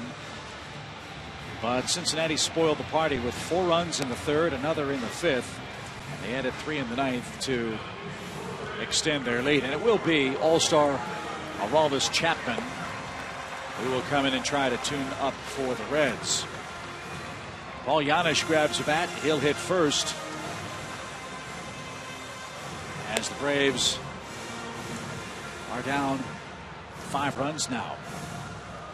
It's funny how baseball works. The Reds had a franchise record scoreless streak by their bullpen.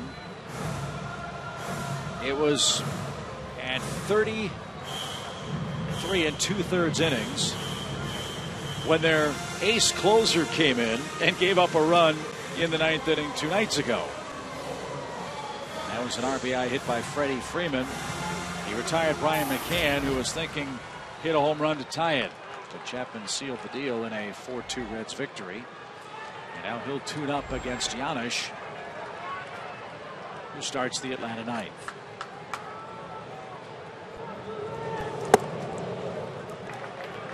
Be a fun righty-lefty combination on your team, wouldn't it? Have Chapman and Kimbrel. We'll see that Tuesday night. The American League's going to find out, aren't they? 1 ball, no strikes. A lot of folks around the ballpark were really buzzing with the velocity that Chapman showed the other night. I don't know that I've ever seen a pitcher clocked as fast as he was the other night. The radar gun was showing 101, 102, and 104 was where he topped out.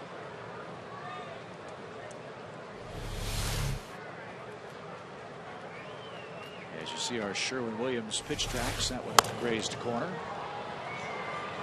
And Janisch, a 2-2 count. That pitch there, the Sherwin-Williams paid the corner pitch was 98. Is that right? That's a below average fastball for him. That's his changeup, right? On 100, it's good enough. I mean, 104 is just kind of like bragging. And as a hitter, Murph, this maybe sounds like a silly question, but can you tell the difference, 98 to 102? Is there a significant difference in the box? Yeah, I would have to say there is. I just don't think I've faced that many guys that did that. But no, 4 miles an hour, you notice.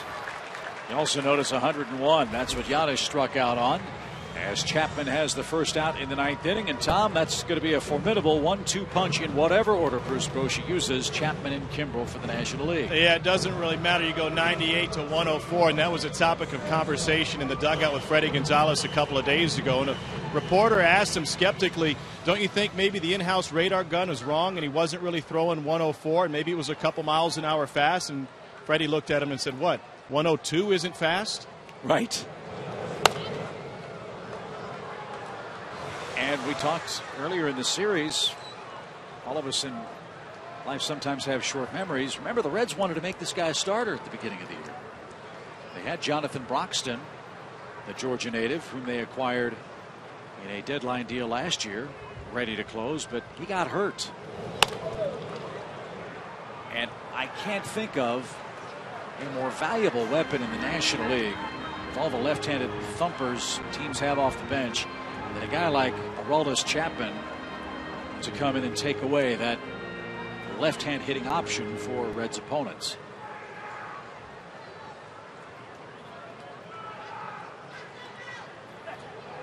No balls, 2 strikes.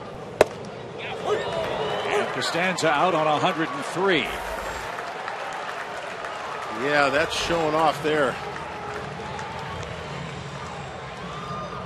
When you have a chance to use Chapman in 50 games that you're almost 95% sure you're going to win, exactly, or start him 32 times where you might win 65% of those games. If Mariano Rivera hasn't settled that question as far as how valuable a closer is, then then that'll never be settled in your mind. You absolutely need a shutdown closer.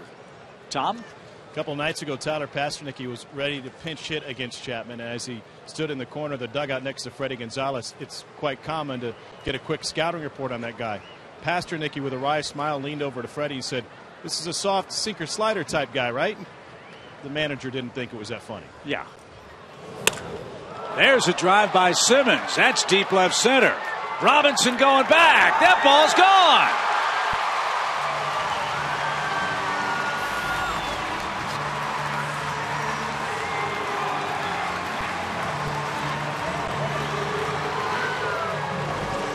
Andrelton Simmons has worn out Cincinnati pitching this year. That's his third homer against him, his 8th of the year. And the Braves have scored another run off Chapman in this series. Well, that's what you get for going down to 99.